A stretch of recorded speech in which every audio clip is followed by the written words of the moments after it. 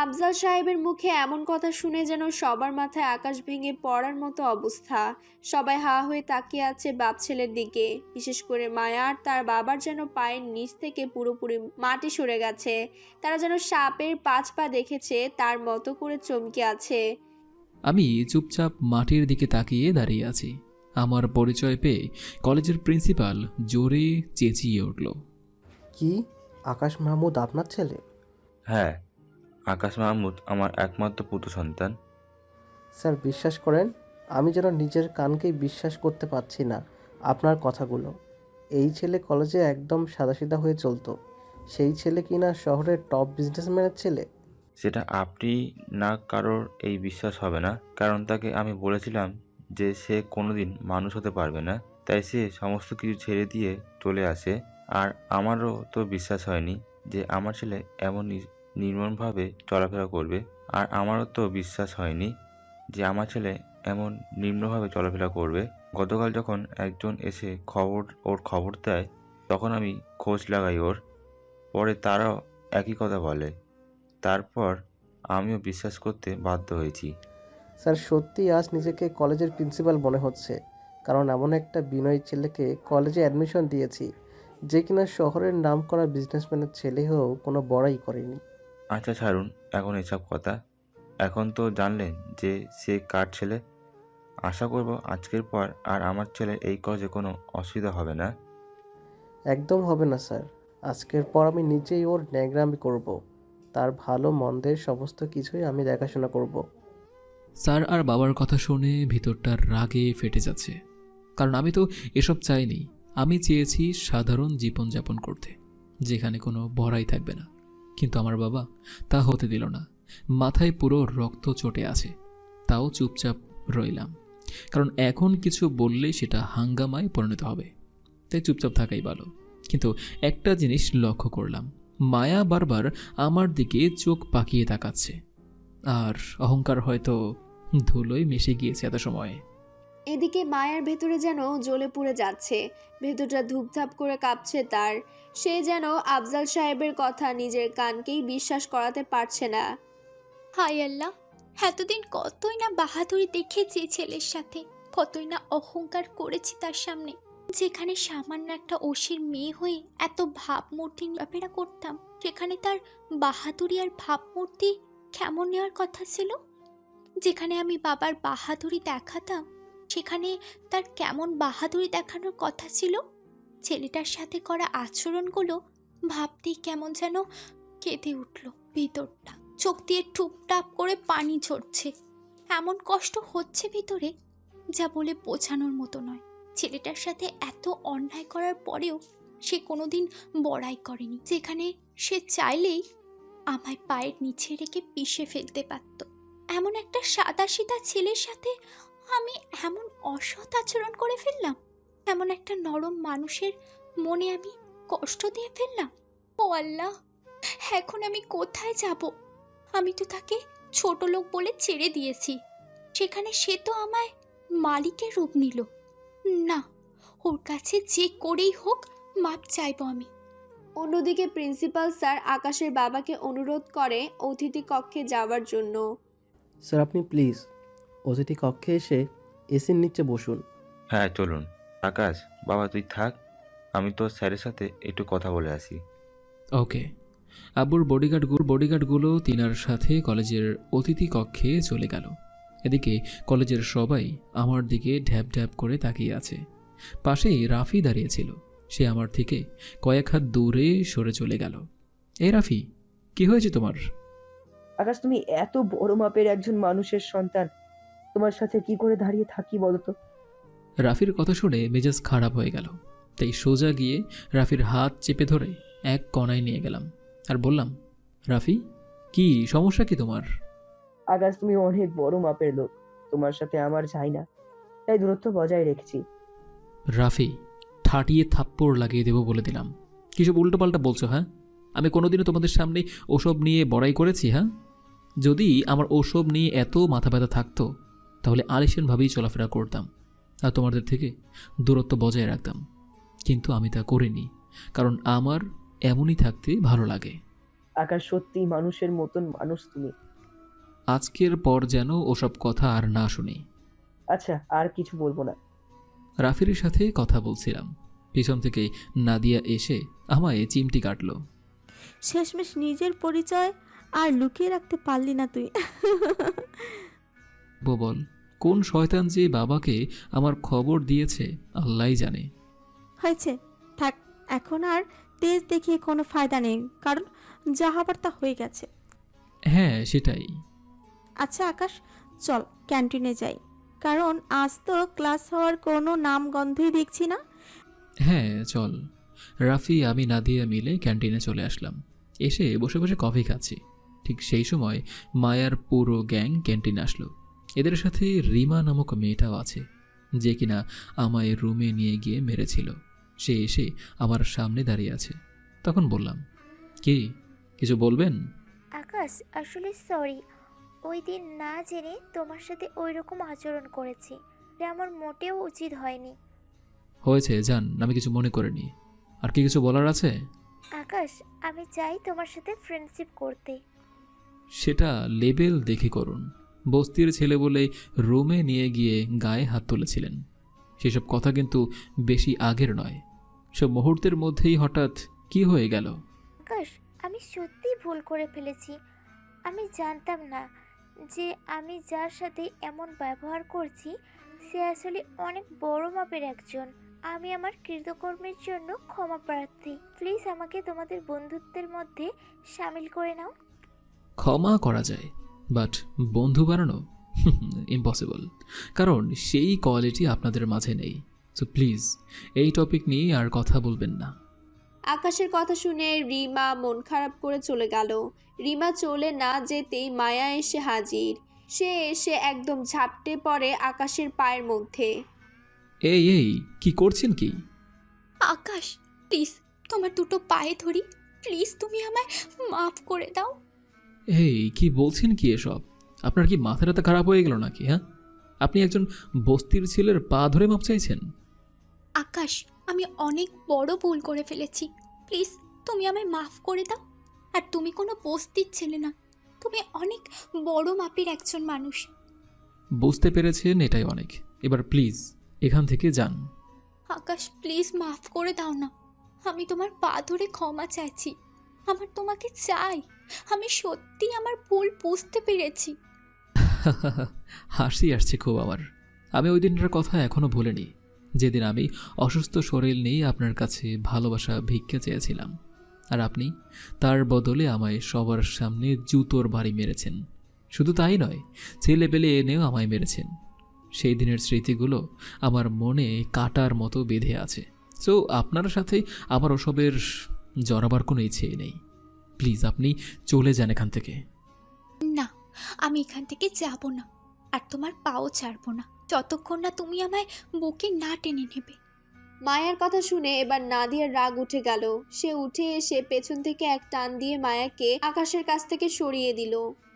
এই পরলোকের দুলালি প্রেম ভালোবাসা গিয়ে অন্য কারো থেকে আশা কর। আজকের পর যাতে ওর আশেপাশও তোকে না দেখি। অনেক কষ্ট দিয়েছিস তুই আমার বেচারাকে। আমি ওর সমস্ত সত্য জানার পরেও চুপ ছিলাম, কিন্তু এখন আর না। সো রাস্তা মাপ নিজের মতন। তুই তোর যোগ্য মতন কাউকে খুঁজে নে, কারণ তুই ওর যোগ্য না। আর সেই যোগ্যতা বলতে তোর মন দেখছিল, কিন্তু তুই ওকে নিয়ে পুতুল খেলা খেলেছিস। এবার আল্লাহর রাস্তে দূরে যা, না হয় আমার থেকে খারাপ কেউ হবে না। নাদিয়ার কথা শুনে মায়া ফুপিয়ে কান্না করে দেয়। তার সাথে যেন এমনটাই হওয়া উচিত ছিল। অহংকার করার ফল কখনো ভালো হয় না, সেটা যেন আজ মায়া নিজের চোখে প্রমাণ পেয়েছে। এই আকাশ, চল তো এখান থেকে। তুই আর এখানে এক মিনিটও থাকবি না। আর আজ থেকে তুই মানুষ গুণে চলাফেরা করবি। চলাফেরা করার আগেও ভালো করে লেভেলটা দেখে নিবি। এমন 2 টাকার মেয়ের সাথে মিশবি না একদম। নাদিয়া আকাশের হাত ধরে টেনে কলেজের ভেতরে নিয়ে যায়। এদিকে আকাশেরও মন খারাপ লাগছে মায়ার জন্য। মেয়েটার জন্য সত্যি অনেক খারাপ লাগছে, কিন্তু কিছুই করার নেই। কারণ সে আমার সাথে প্রতারণা করেছে, আর প্রতারককে মানুষ ঘৃণা করে। আর আমিও মায়াকে ঘৃণা করি। শুধু তাই নয়, উচ্চ কাতারের ঘৃণা করি মায়াকে আমি। মরে গেলেও ওর সাথে আর কোনো কিছু করা সম্ভব নয়। অন্যদিকে মায়া এখনো ক্যান্টিনে বসে ফুপিয়ে কান্না করছে। মায়ার কান্না দেখে ক্যান্টিনের একটা কর্মচারী বলে, ম্যাম, আপনাকে দুটো কথা বলি। আপনি সত্যিই অনেক অহংকারী। আপনার অহংকারের তীব্র বাতাস আমরা এখানে থেকেই উপভোগ করতে পারতাম। আপনার সেই অহংকার আজ আপনাকে ধ্বংস করে দিয়েছে। আমি অশিক্ষিত, মূর্খ, বেশি দূর পড়ালেখা করতে পারিনি, তাও আপনাকে একটা কথা বলতে চাই। রিভেঞ্জ অফ নেচার বলতে একটা কথা আছে। আপনি যেমন করবেন প্রকৃতি আপনাকে তেমনটাই ফেরত দেবে। এই জন্যই বলে অহংকার করতে নেই। আজ নিজের চোখের সামনে অহংকারের পতন দেখলাম। মায়া কর্মচারীর কথা শুনে আরো জোরে কান্না করে দেয়।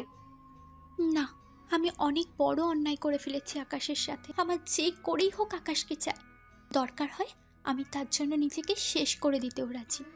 মায়া মাটি থেকে উঠে দৌড়ে কলেজের ভেতরে ঢুকে যায়, তারপর সোজা আকাশের বাবার কাছে চলে যায়। স্যার, আপনার সাথে একটু কথা ছিল। হ্যাঁ বলো। স্যার, আমি আকাশকে ভালোবাসি। শুধু ভালো না, নিজের জীবনের চাইতেও বেশি ভালোবাসি। ও আমাকে ভালোবাসে। আমি চাই তাকে বিয়ে করে তার সাথে সংসার জীবন কাটাতে। মায়ের কথা শুনে আকাশের বাবা থতমত খেয়ে যায়। শুধু তাই নয়, মায়ের বাবাও সাথে দাঁড়িয়ে আছে আকাশের বাবার সেফটির জন্য। তিনিও থতমত খেয়ে যায়, কিন্তু চুপচাপ দাঁড়িয়ে থাকে, কারণ আকাশের বাবার সামনে কিছু বলার মতন সাহস করতে পারছে না তিনি। তুমি কি সত্যি বলছো এসব? জি, আমি সত্যি বলছি। আচ্ছা, আমি আকাশের সাথে এই বিষয়ে কথা বলছি। স্যার, আপনি একটু আকাশকে ডেকে আনার ব্যবস্থা করুন। আকাশের বাবার কথা শুনে প্রিন্সিপাল স্যার আকাশকে ডেকে আনতে লোক পাঠায়। আকাশ খবর পেয়ে অতিথি কক্ষে আসে। হ্যাঁ বাবা, বলো। আকাশ, তুই নাকি ওই মেয়েকে ভালোবাসিস, আর ওই মেয়েটাও তোকে ভালোবাসে, কথাটা কি সত্য? একদম মিথ্যা। আমি এই মেয়েকে ভালো টালো কিছুই বাসি না।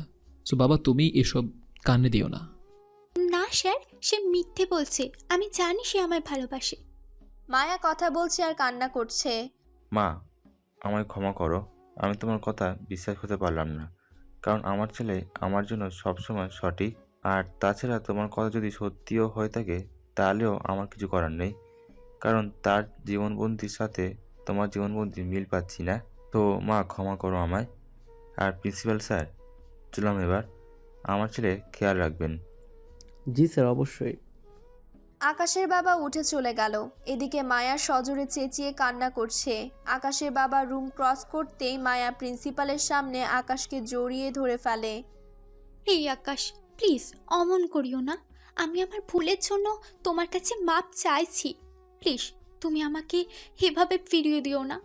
আমি সত্যিই থাকতে পারবো না তোমাকে। আমি এতদিন তোমার ভালোবাসা উপলব্ধি করতে পারিনি, তার জন্য এখন হাড়ে হাড়ে টের পাচ্ছি আমি। আমার অনেক বড় ভুল হয়ে গেছে। প্লিজ তুমি আমায় মেনে নাও। তুমি আমায় যেমন বলবে আমি ঠিক তেমনই করব। আমি তোমার সমস্ত কথা শুনবো। তাও প্লিজ আমার ছেড়ো না তুমি। মায়ার কর্মকাণ্ড দেখে রাগ উঠে গেল। এক ধাক্কা দিয়ে মায়াকে সরিয়ে দিলাম নিজের কাছ থেকে। আপনার সাথে আমার কোনো কিছুই নেই। সেদিন সমস্ত কিছুই শেষ হয়ে গিয়েছে, যেদিন আপনি আমার অসুস্থ শরীরেও কুকুরের মতো পিটিয়েছিলেন। আমি চাইলে প্রতিবাদ করতে পারতাম, কিন্তু করিনি। সেদিন আমি মুখ বুজে সহ্য করেছি, আর আপনি পাষাণের মতন আচরণ করেছেন। আজ আমার দিন, কিন্তু আমি কোনো প্রতিশোধ নেব না। প্লিজ, আপনি আপনার মতো থাকুন। না, আমার তোমাকেই চাই। তাতে যদি আমার জীবন চলে যায় তো যাবে। আপনার কোনো মূল্যই নেই আমার কাছে। আপনি মরে গেলেন কি বেঁচে আছেন? ও কলিজা, প্লিজ এমন করিও না। স্যার প্লিজ, আপনি ওকে একটু বোঝান না। আকাশ, আমি বলি কি, তুমি মেয়েটাকে যদি মেনে নিতে, মানুষ বলতেই তো ভুল। আর মেয়েটা কিভাবে কান্না করছে দেখো। স্যার, ভুল মানুষ একবার করে, কিন্তু সে আমায় 1000 বার জখম করেছে। সেই ভুলের মাফ নেই। আকাশ, আমি তোমায় ভালোবাসা দিয়ে সমস্ত কষ্ট দূর করে দেব। প্লিজ তুমি আমায় ক্ষমা করে দাও। একবার বললাম তো যে আপনার ক্ষমা নেই, আর আমি আপনার সাথে কোনোদিনও সব কিছুতে জড়াবো না। সো প্লিজ রাস্তা মাপুন। তুমি যতদিন না আমায় মাফ করবে ততদিন আমি তোমার রাস্তা ছাড়বো না। মেয়েটার কথা শুনে মেজাজ গেল আরও গরম হয়ে। না, এই মেয়ের থেকে দূরে গেলেই আমার মুক্তি মিলবে। স্যার, আমি এই কলেজে আর থাকবো না। আমি ট্রান্সফার হয়ে যাব এখান থেকে। এই কলেজে থাকার আর বিন্দু পরিমাণও ইচ্ছে আমার নেই। আকাশের কথা শুনে মায়া এবং প্রিন্সিপাল দুজনেই থতমত খেয়ে যায়। প্রিন্সিপাল স্যার আকাশকে বোঝাতে শুরু করে, কিন্তু সে কোনো মতে এই কলেজে থাকবে না। আকাশ প্লিজ, তুমি আমার কথাটা শোনো। আমি তোমার পিতার মতন। আমি তোমায় রিকোয়েস্ট করছি, প্লিজ তুমি এই কলেজ ছাড়িও না। তাহলে এই মেয়েকে আমার আশেপাশেও আসতে বারণ করেন। এই মেয়ে আমাকে বিরক্ত করলে কিন্তু আমি কলেজ ছেড়ে দেব। মায়া, তুমি আজকের পর আকাশের আশেপাশেও যাবে না। আমি চাই না তোমার জন্য সে কলেজ ছাড়ুক। তুমি যদি আজকের পর ওকে বিরক্ত করো, তাহলে তোমাকে আমি কলেজ থেকে বের করে দিব। প্রিন্সিপালের কথা শুনে মায়া একদম চুপচাপ হয়ে যায়। তার ভেতরে হাজার স্রোতে কষ্টের বন্যা বইলেও সে চুপ হয়ে যায়, কারণ আকাশ কলেজ ছেড়ে চলে গেলে তাকে সে চিরতরে হারাবে। স্যার, আমি বাসায় চললাম। আর মায়া, আপনাকে শেষ একটা কথা বলে রাখি। নাদিয়ার বাবা নাদিয়ার সাথে আমাকে বিয়ে দিতে চান। সো আমি যদি বিয়ে করি, নাদিয়াকেই করব। এবার চললাম। আকাশ কলেজ থেকে বের হয়ে যায়। এদিকে আকাশের বলা শেষ কথাটা যেন মায়ের মনে বিশালভাবে আঘাত করে। এবার সে আর থাকতে না পেরে কান্না করতে করতে বের হয়ে যায়। অন্যদিকে আকাশ অতিথি কক্ষ থেকে বের হয়ে নাদিয়াদের কাছে চলে আসে। আমি অতিথি কক্ষ থেকে বের হয়ে নাদিয়ার কাছে চলে আসলাম। তার সাথে রাফিও আছে। তাদের সাথে কথা শেষ করে বাসায় চলে গেলাম। শরীরটা অনেক দুর্বল লাগছে। ভাগ্যিস মাথার কতটা ঢেকে রেখেছিলাম, না হয়তো বাবার চোখে পড়লে কেয়ামত হয়ে যেত। এদিকে বাসায় এসে ফ্রেশ হয়ে খাওয়া দাওয়া করে শুয়ে পড়লাম। নিত্যদিনের ন্যায় দিনটা কেটে গেল। পরের দিন সকালবেলা ঘুম থেকে উঠে কলেজে যাব, কিন্তু শরীর আর সায় দিচ্ছে না। না, আজ আর কলেজে যাব না। শরীরটা ভালো ঠেকছে না আজ, তাই বাড়িতেই রয়ে গেলাম। অন্যদিকে নাদিয়া কলেজ যেতেই মায়া নাদিয়াকে ঝাপটে ধরে কান্না করে দেয়। এই মেয়ে, কি করছো কি তুমি? হ্যাঁ বোন, প্লিজ তুমি আমার জীবনটা এভাবে বরবাদ করো না। আমার আকাশকে চাই। মায়া, দেখো তুমি যেহেতু আমায় বোন ডাকলে, তাই তোমার সাথে আর একটা খারাপ আচরণ করলাম না। কিন্তু একটা জিনিস কি জানো, তোমার জীবনটা তুমি নষ্ট করেছো। তুমি আকাশের সাথে ওইসব খারাপ আচরণ না করলে আজ সে তোমার থাকতো। আমি জানি আমি ভুল করেছি, আর আমার ভুলের ক্ষমা না হয় আমি যে কোনোভাবেই কাটিয়ে নেব। কিন্তু সে তো তোমাকে বিয়ে করতে চায়। সে আমায় বলেছে সে বিয়ে করলে নাকি তোমাকেই করবে। কি, আকাশ এসব কথা বলেছে? হ্যাঁ, সে এসব কথা বলেছে। তোমার বাবা নাকি তার সাথে তোমায় বিয়ে দিতে চায়, তাই সে তোমাকেই বিয়ে করবে।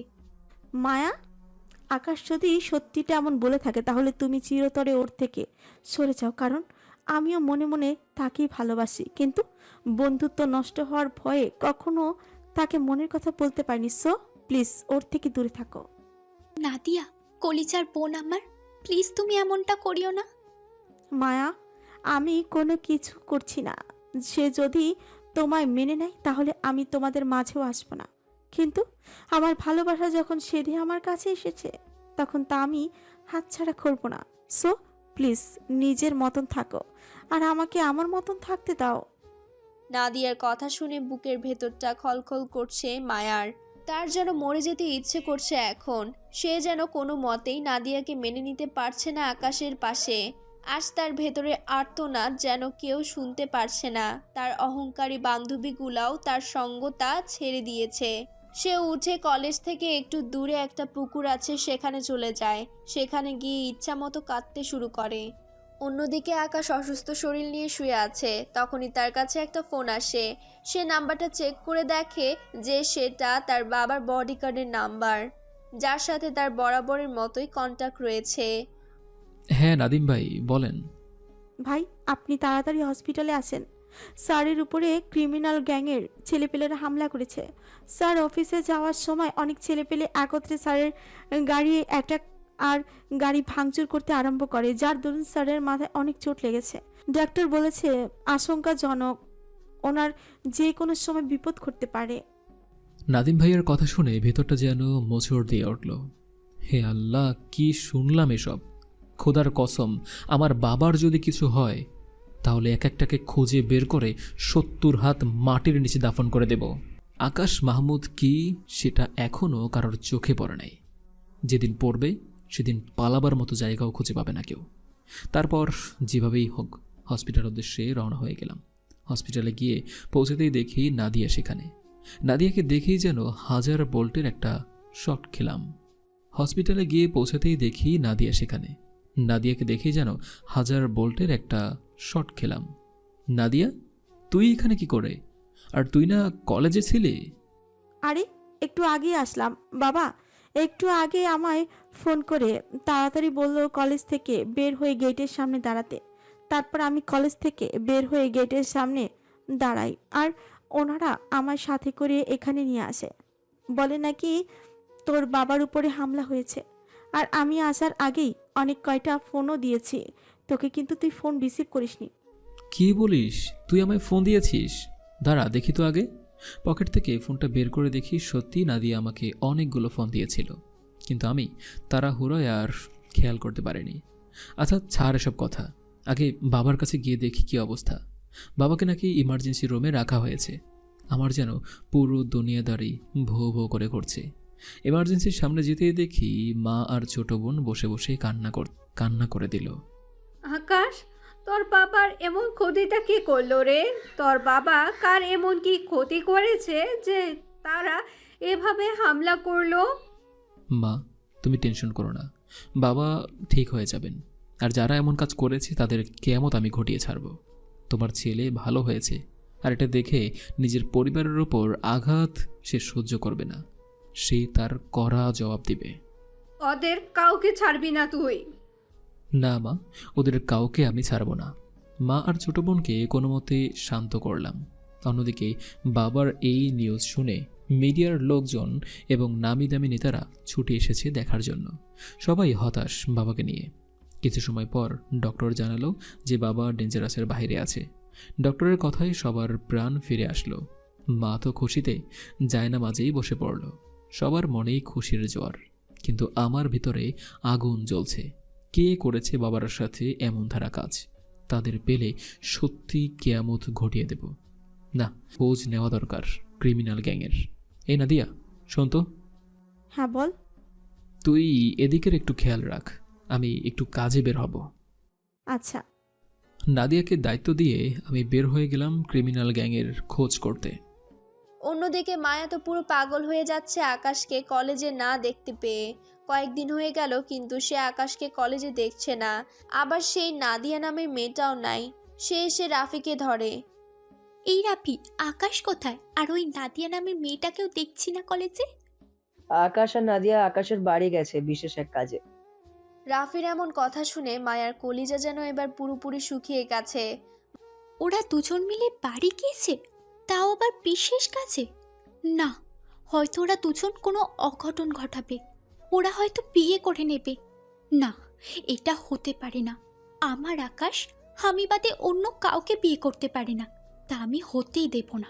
যেভাবেই হোক ওদের বিয়ে আমি আটকাবই। মায়া তাড়াতাড়ি কলেজ থেকে বের হয়ে যায়। তারপর বাসায় এসে জামা কাপড় গুছিয়ে আকাশের বাসার উদ্দেশ্যে রওনা হয়। আকাশের বাসায় যেতে তেমন কোনো সমস্যাই হবে না তার, কারণ আফজাল সাহেবের বাসা এক নামেই পরিচিত। কিন্তু মায়ার ভেতরে যেন এক রকমের তুফান বইছে। সে মনে মনে খোদার কাছে প্রার্থনা করছে তাদের যেন বিয়ে না হয়। অন্যদিকে আকাশের বাবাকে বাড়িতে আনা হয়। আগের চেয়ে মোটামুটি সুস্থ তিনি। আকাশ সবসময় বাবার দেখাশোনায় লেগে আছে। অন্যদিকে ক্রিমিনাল গ্যাংয়ের খোঁজও চালিয়ে রেখেছে। বাবার শরীরটা পুরোপুরি সুস্থ হলেই খেলাটা চরম করে খেলব। ক্রিমিনাল গ্যাংয়ের ক্রিমিনালগিরি চিরতরে বের করে দেব একদম। এভাবে দুপুর হয়ে গেল। দুপুরে খাওয়া দাওয়া করে নাদিয়ার আমি বাসার ছাদের উপরে দাঁড়িয়ে দাঁড়িয়ে কথা বলছি।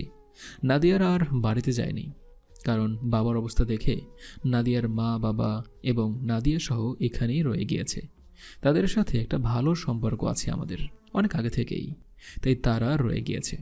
এদিকে আমি আর নাদিয়া কথা বলছিলাম, হঠাৎই নিচে গার্ডরা চেঁচামেচি শুরু করলো যে একটা মেয়ে নাকি দৌড়ে বারের ভিতরে ঢুকে পড়েছে।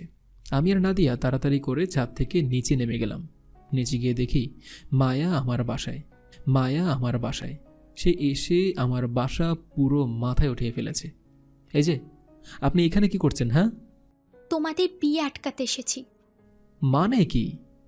মানে হলো তুমি আর নাদিয়া আমায় না বলে বিয়ে করার প্ল্যান করেছো, তাই আমি তোমাদের বিয়ে ভাঙতে এসেছি। আমি তোমাদের বিয়ে হতে দেব না, কারণ তুমি শুধু আমার। এই যে সস্তা নেশা করে আছেন মনে হয়, নাকি ফ্রিতে কেউ নেশা করিয়েছে আপনাকে যে এসে আবোল তাবোল বকছেন? আবোল তাবোল না, আমি তোমাদের বিয়ে হতে দেব না। মায়া, মেজাজ খারাপ করবেন না।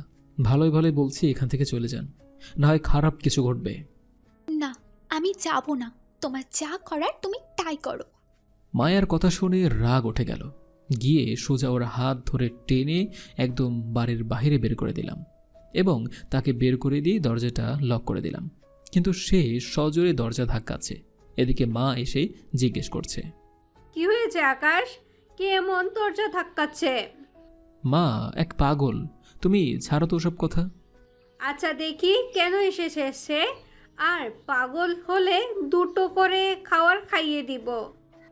আকাশের মা সত্যি পাগল মনে করে গিয়ে দরজা খুলে দেয়, আর তখনই মায়া আকাশের মাকে ঝাপটে জড়িয়ে ধরে কান্না করে দেয়।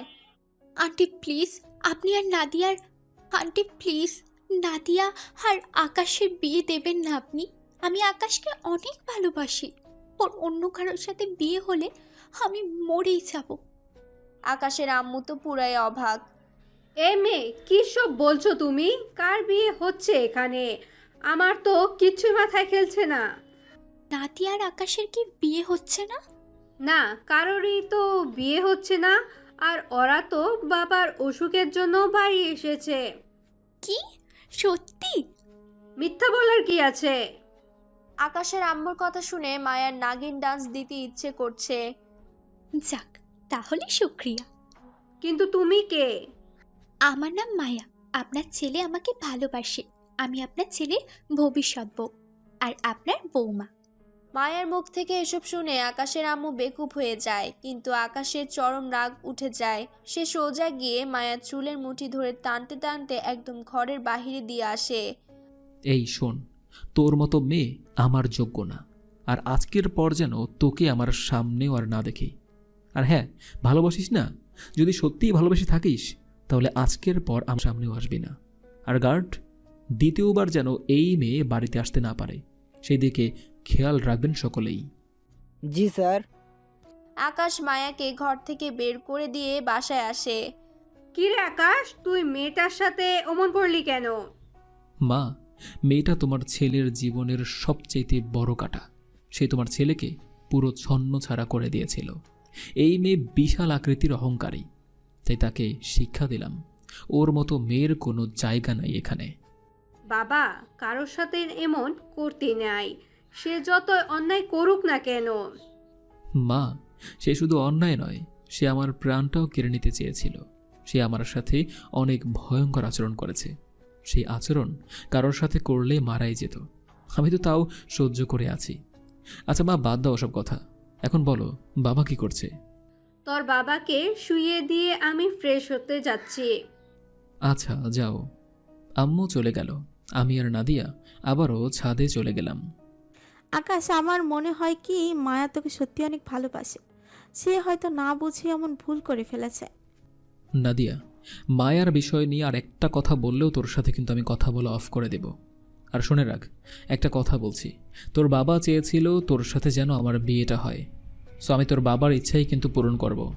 আর এখন থেকে তোর প্রতি ফোকাস করব। আকাশের কথা শুনে নাদিয়ার ভেতরে যেন খুশির জোয়ার বইছে, কিন্তু সেটা সে আকাশকে বুঝতে দিল না। আচ্ছা ঠিক আছে, তোর যেমন ইচ্ছে। এভাবে আরো কয়েকটা দিন কেটে গেল। আকাশের বাবা পুরোপুরি সুস্থ এখন। আকাশ এখন পুরোপুরি কাজে নামবে খেলার জন্য। তবে আরেকটা কথা, মায়া এরপরে আর কোনো ধরনের সমস্যায় করেনি। এদিকে আকাশ ক্রিমিনাল গ্যাংয়ের খোঁজ নিয়ে জানতে পারে তারা আকাশের বর্তমান শহরেই থাকে, যেখানে আকাশ লেখাপড়া করে। আকাশ নাদিয়াকে নিয়ে সেই শহরে চলে যায়, তারপর ক্রিমিনাল গ্যাংয়ের খোঁজ করতে থাকে। এদিকে আবার কলেজও কন্টিনিউ করে। তবে একটা জিনিস সে লক্ষ্য করে যে মায়াকে সে অনেকদিন ধরে কলেজে দেখছে না। ধুর, যাই হবে হোক, মায়াকে দিয়ে আমার আর কোনো কাজ নেই, কারণ সে একটা অহংকারী মেয়ে। আমি এখন থেকে নাদিয়ার উপরেই ফোকাস করব। সো তাই করলাম, নাদিয়ার উপরেই ফোকাস করলাম। ধীরে ধীরে নাদিয়ার উপরে আসক্ত হয়ে গেলাম। বেশ ভালো বন্ডিং হয়ে গিয়েছে আমাদের মধ্যে আরও। একদিন সকালবেলায় কলেজে যাওয়ার জন্য রেডি হচ্ছি, তখন একজন ফোন দিয়ে ক্রিমিনাল গ্যাংয়ের তথ্য দিল। ভাই, ক্রিমিনাল গ্যাংয়ের তথ্য পেয়ে গেছি। তারা এমনি এমনি আপনার বাবার উপর হামলা করেনি, তাদের কেউ হামলা করার জন্য টাকা দিয়েছে, আর আমি তার তথ্য বের করছি। কে সে? আমি আপনাকে ছবি ইমেল করছি। আচ্ছা, মেইল আসার অপেক্ষা করছি। কিছু সময়ের মধ্যেই মেইলটা চলে আসলো। আমি মেইলটা ওপেন করতেই একটা ছবি চোখের সামনে ভেসে উঠল। ছবিটা দেখে যেন পায়ের নিচ থেকে মাটি সরে গিয়েছে আমার, কারণ ছবির মানুষটা আর কেউ নয়, সে হলো নাদিয়ার বাবা। তার মানে নাদিয়ার পরিবার এই সমস্ত চত্রু পাকিয়েছে ওকে মারার জন্য। আমি মেইলটা ওপেন করতেই একটা ছবি চোখের সামনে ভেসে উঠল। ছবিটা দেখে যেন পায়ের নিচ থেকে মাটি সরে গিয়েছে আমার, কারণ ছবির মানুষটাই আর কেউ নয়, সে হলো নাদিয়ার বাবা। তার মানে নাদিয়ার পরিবার এই সমস্ত চত্রু পাকিয়েছে বাবাকে মারার জন্য। আমার যেন নিজের চোখেই বিশ্বাস করতে কষ্ট হচ্ছে নাদিয়ার বাবাকে এসব কিছুর পিছনে দেখতে পেয়ে। শরীর পুরো গিরগির করে কাঁপছে। যেই মানুষটাকে এত বিশ্বাস করে আমার পরিবার, সেই মানুষটাই শেষমেশ কালপিট বের হলো। না, আজ আর কলেজে যাব না। আজ সারাদিন নাদিয়ার বাবার খোঁজ বের করব। কেন সে এমন করলো? যেমন ভাবা তেমন কাজ। কলেজে না গিয়ে নাদিয়ার বাবার খোঁজ বের করতে চলে গেলাম। এদিকে নাদিয়ার ফোনের উপরে ফোন দিয়েই যাচ্ছে, কিন্তু আমার বিন্দু পরিমাণও ইচ্ছা করছে না ওর সাথে কথা বলতে, কারণ তার পুরো পরিবারে হয়তো এসবের সাথে যুক্ত আছে। তাই আর সেই দিকে ভ্রুক্ষেপ না করে নাদিয়ার বাবার আসল উদ্দেশ্য কী সেসব কিছুর খোঁজ করতে করতে দুপুর হয়ে গেল, কিন্তু কোনো কিছুই হাতে লাগলো না। কারণ মানুষের মনের রহস্য কখনোই বের করা সম্ভব নয়। তাই বাসায় ফিরে এলাম। বাসায় ফিরে আসতেই দেখি নাদিয়া আমার ঘরের সামনে দাঁড়িয়ে আছে। এই ছেলে, তোকে সারাদিন কয়বার ফোন দিয়েছি? হ্যাঁ, তুই আমার ফোন এই উঠাচ্ছিস না কেন? আমার কতটা টেনশন হচ্ছিল জানিস তুই বেয়াদব।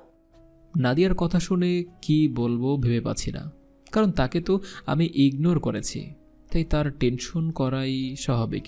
তবে সত্যি কি টেনশন করছে সে, নাকি এর ভিতরে কোনো রহস্য লুকিয়ে আছে কে জানে। কি রে, কথা বলছিস না কেন? নাদিয়া, প্লিজ বাসায় চলে যা। আমার মন মেজাজ ভালো নেই। আমি তোর সাথে পরে কথা বলবো। না, আমি বাড়ি যাব না। আর কি হয়েছে বল না তোর? বিশ্বাস কর, আমার খুব টেনশন হচ্ছে। নাদিয়া প্লিজ, এখন কোনো কিছু নিয়ে ফোর্স করিস না, এমনিতেই মাথা বিগড়ে আছে। নাদিয়ার কোনো কিছুই জিজ্ঞেস করে না, সে চুপচাপ গিয়ে আকাশকে জড়িয়ে ধরে ওর কাঁধে মাথা রাখে। নাদিয়া, তুই বাড়ি চলে যা না প্লিজ। আকাশ, আমি তো তোকে আর কোনো কিছু নিয়ে ফোর্স করছি না, তাও কেন এভাবে তাড়িয়ে দিচ্ছিস? কি এমন দোষ করেছি আমি? নাদিয়া, আমি জানি না তুই কি করেছিস, তবে আমি এখন আর কাউকে বিশ্বাস করি না। সো প্লিজ তুই বাড়ি যা, আর আমাকে একা থাকতে দে। আকাশ, মানে কি বলছিস? নাদিয়া, তোকে বলেছি বাড়ি যেতে। আচ্ছা যাচ্ছি। আর শোন, কোথা থেকে এসেছিস তুই তা আমি জানি না, তবে তোকে অনেক টায়ার্ড দেখাচ্ছে। প্লিজ ফ্রেশ হয়ে কিছু খেয়ে নিস, আমি চলে যাচ্ছি। নাদিয়া চলে গেল। এদিকে আমার মাথা পুরো হ্যাং হয়ে আছে। দুনিয়াটাই আসলে স্বার্থপর দিয়ে পরিপূর্ণ। এই স্বার্থপরের দুনিয়ায় কাউকেই বিশ্বাস করা কঠিন কাজ। তারপর আমি বাসায় ঢুকে গেলাম, আর বাসায় ঢুকে ফ্রেশ হয়ে খাবার খেয়ে নিলাম। তারপর নিত্যদিনের ন্যায় বিছানায় গা এলিয়ে দিয়েছি, কিন্তু আজ কেন জানি ঘুম আসছে না। নাদিয়ার বাবার শয়তানি রূপটা শুধু বারবার চোখের সামনে ভেসে আসছে। এসব নিয়ে ভাবতে ভাবতে ঘুমের সময় পেরিয়ে গেল। বিকেলবেলা বিছানা ছেড়ে উঠে গেলাম। কি করব ভেবে পাচ্ছি না। আমি কি সোজা গিয়ে নাদিয়ার বাবাকে মেরে মাটির নিচে বাছাই করব? না, আরও একটু যাচাই বাছাই করেই দেখি, কারণ তার বাবা কি এসবের সাথে একা জড়িত নাকি তার সাথে পুরো পরিবার জড়িত সেটা আগে শিওর হওয়া দরকার। এসব নিয়ে ভাবতে ভাবতে দিনটাও পার হয়ে গেল। পরের দিন সকালবেলায় উঠে কলেজে চলে গেলাম। হাজারটা চিন্তা মাথায় ঘুরঘুর করছে। ক্লাসের দিকে কোনোভাবেই ফোকাস করতে পারছি না, তাও কোনো মতে ক্লাস শুরু করে দিলাম, আর ক্লাসগুলো করতে করতে শেষও হয়ে গেল। ক্লাস শেষ করে নিজের মতো চলে আসতে ধরলাম। ঠিক তখনই পেছন থেকে নাদিয়া ডাক দিল। এ আকাশ, কি হয়েছে তোর? তুই মনে হয় আমাকে ইগনোর করছিস। আরে না, আহ, আসলে কিছু কারণে আপসেট আমি। কি কারণে বল আমায়। আর তার আগে চল একটা জায়গায় বসি দুজন।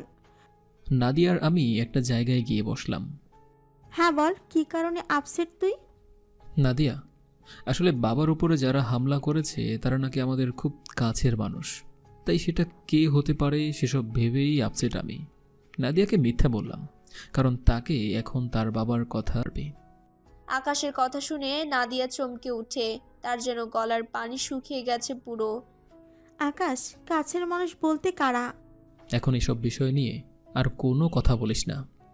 আচ্ছা যা, এই বিষয়ে আর কিছুই বলবো না। নাদিয়ার সাথে এমনভাবেই বসে বসে নর্মাল কথা বলছিলাম আর কি। তখনই হুট করে একটা জায়গায় চোখ আটকে গেল আমার। মায়া গাড়ি নিয়ে কলেজ গেটের সামনে দাঁড়িয়ে আমাদের দুজনকে দেখছে। সে আমাদের দিকে এক ধ্যানে তাকিয়ে আছে, মনে হয় যেন কিছু বলতে চায় সে আমাকে। কিন্তু একটা জিনিস, সে কলেজে কেন আসে না? ধুর, যা হবে হোক, আমার তাতে কি, তাকে নিয়ে আমার কোনো মাথা ব্যথা নেই। আমি নাদিয়ার সাথে কথা বলায় ফোকাস করলাম, আর সে কলেজ গেট দিয়ে ভেতরে ঢোকে আমার সামনে এসে দাঁড়ালো। কেমন আছে আকাশ? আমি মায়ার দিকে তাকাতেই ভিতরটা ছ্যাত করে উঠল, কারণ মেয়েটা কাছিল আর তার চোখের নিচে বড় বড় কয়েকটা কালো স্পট। মেয়েটার চেহারার অবস্থা দেখে আর খারাপ আচরণ করতে পারলাম না। জি আলহামদুলিল্লাহ, আপনি? যেমনটা রেখে গিয়েছিলে। আচ্ছা, আমি কি তোমার পাশে বসতে পারি? সত্যি, এটা শেষ বসা হবে। খারাপ কোনো উদ্দেশ্য নেই তো? আর শেষ বসা মানে? না, আমার কোনো খারাপ উদ্দেশ্য নেই। আর শেষ বসা বলতে সেটা সময় দেখতে পাবে, হয়তো এরপর কোনোদিন তোমার চোখের সামনে পাবে না আমায়। মানে কি? আচ্ছা, এখন ছাড়ো সব কথা। আমি তোমার কাছে মাপ চাইতে এসেছি, তবে তুমি ভেবো না যে আমি তোমাকে চাই বা তোমাকে পাওয়ার জন্য এসেছি, কারণ সেসব কিছুই আমার কপালে নেই। তোমার মতো লক্ষ্মী একটা ছেলেকে আমি ধরে রাখতে পারিনি, এতে জঘনের আর কিছু হতে পারে। আচ্ছা, আমি সত্যি তোমার কাছে মাপ চাইতে এসেছি শেষবারের মতো। আমার খারাপ আচরণগুলো ভুলে তুমি আমায় মন থেকে মাফ করে দাও প্লিজ। ঠিক আছে, মাফ করে দিয়েছি, এবার চলে যান প্লিজ। চলে যাবো তো, কিন্তু শেষ একটা ইচ্ছা রাখো আমার। আমি শেষবারের মতো তোমায় একবার জড়িয়ে ধরতে। মায়ার এমন ধারা কথা শুনে নাদিয়া রেগে মেগে আগুন। সে ঠাস করে মায়ের গালে একটা থাপ্পড় বসিয়ে দেয়। এই মেয়ে, তোর কত বড় সাহস যে তুই আমার আকাশকে জড়িয়ে ধরতে চাস? মায়া নাদিয়ার হাতে থাপ্পড় খেয়ে ফুপিয়ে কান্না করতে শুরু করে। যে মেয়ে পুরো কলেজে রাগ আর অহংকারের জন্য সেরা ছিল, সে আজ থাপ্পড় খেয়ে মাটির দিকে তাকিয়ে কান্না করছে। এই মেয়ে, কথা বলছিস না কেন? আর এখন ছাগলের মতো ভ্যাবে করছিস কোন দুঃখে? যখন খারাপ আচরণ করেছিলি তখন তোর মনে ছিল না? এবারও নাদিয়ার কথার উত্তরে মায়া কিছুই বলে না। এই নাদিয়া, থাম, ওকে আর একটা ওয়ার্ডও বলবি না তুই। সে যেমন কর্ম করেছে তেমন ফল পাচ্ছে। কিন্তু সত্যি বলতে ভিতরে ভিতরে ফেটে যাচ্ছিল আমার মেয়েটার জন্য। আর মেয়েটার অবস্থা দেখে কলেজেটা মোচড় খাচ্ছে খালি বারবার। ইচ্ছে করছে ওকে জড়িয়ে ধরে সারা জীবনের জন্য বুকে নিয়ে নেই, কিন্তু কোনো কিছু একটা যেন বারবার বাধা দিচ্ছে আমাকে। আকাশ প্লিজ, শেষ একটা বারের মতো মুখে নাম না আমায়। আমি আর কোনো দিনও তোমার কাছে কিচ্ছু চাইবো না। আমি আর কোনো দিনও তোমার সামনে আসবো, চিরতরে চলে যাব তোমার সামনে থেকে। মেয়েটার কথা শুনে এবার আর নিজেকে সামনে রাখতে পারলাম না। এক টানে মায়াকে নিজের বুকের মধ্যে নিয়ে নিলাম। এরপর আমি হু হু করে কান্না করতে লাগলাম। এভাবেই মেয়েটাকে অনেকটা সময় বুকের মধ্যে নিয়ে রেখেছি। নিজের মধ্যে যেন কোনো হিতাহিত জ্ঞান নেই। তখনই হুঁশ ফিরে এলো। আমি সাথে সাথেই মায়াকে ছেড়ে দিয়ে সেখান থেকে চলে এলাম। এত পরিমাণ কান্না আসছিল যে পিছন ফিরে আর তাকাতে পারেনি। সোজা বাসায় চলে এসেছি। বাসায় এসে রুম আটকে বিছানায় মুখ গুজে কান্না করেছি ইচ্ছে মতো, কারণ মেয়েটাকে সত্যিই আমি ভালোবাসতাম। কিন্তু সে তার কৃতকর্মের কারণে আজ আমার থেকে দূরে। ভিতরটা ফেটে যাচ্ছে আমার, যে মেয়েটাকে আমি ভালোবেসেও নিজের করতে পারলাম না। সেই কষ্টটা যেন ভিতরে প্রবলভাবে আঘাত করছে। তবে যাই হোক, মেয়েটাকে আমি আর কোনো দিনও মেনে নিব না, কারণ আমি আগেই প্রতিজ্ঞা করেছিলাম যে মায়াকে আমি হার হালতেই ক্ষমা করব না। সে যত কষ্টই হোক না কেন, সে আর এই জীবনে আমার হবে না। আর কান্নার গতিবেগ আরও বেড়ে গেল। ঠিক তখনই আম্মু ফোন দিল। সাথে সাথে নিজেকে সামলে নিলাম। হ্যাঁ আম্মু, বলো। বাবা কেমন আছিস? আর তুই কি তোর বাবার উপর যারা হামলা করেছে তাদের কি কোনো খোঁজ বের করেছিস? কারণ তারা আজও হামলা করতে চেয়েছে, কিন্তু গার্ডের জন্য আর সেটা পারেনি। হ্যাঁ আম্মু, ভালোই। আর আমি হামলাকারীকে বের করে ফেলেছি। 24 ঘন্টার মধ্যেই তারা হাজতে থাকবে। এখন রাখি ফোন। আম্মুর কথা শুনে সমস্ত কষ্ট মুহূর্তের মধ্যেই রাগে পরিণত হয়ে গেল। সাথে সাথে নাদিয়ার বাসায় চলে গেলাম।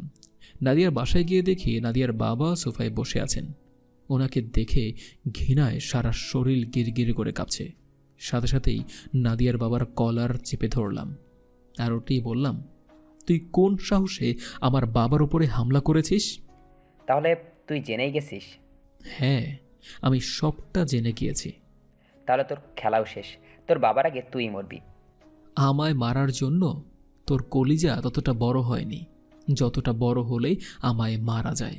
কিন্তু তুই আমার হাতে মারা পড়বি, আর এখনই। এটা বলেই নাদিয়ার বাবাকে মারতে শুরু করলাম। কিন্তু হুট করে কোথা থেকে যেন অনেকগুলো ছেলে পেলে এসে আমায় ধরে ফেলল।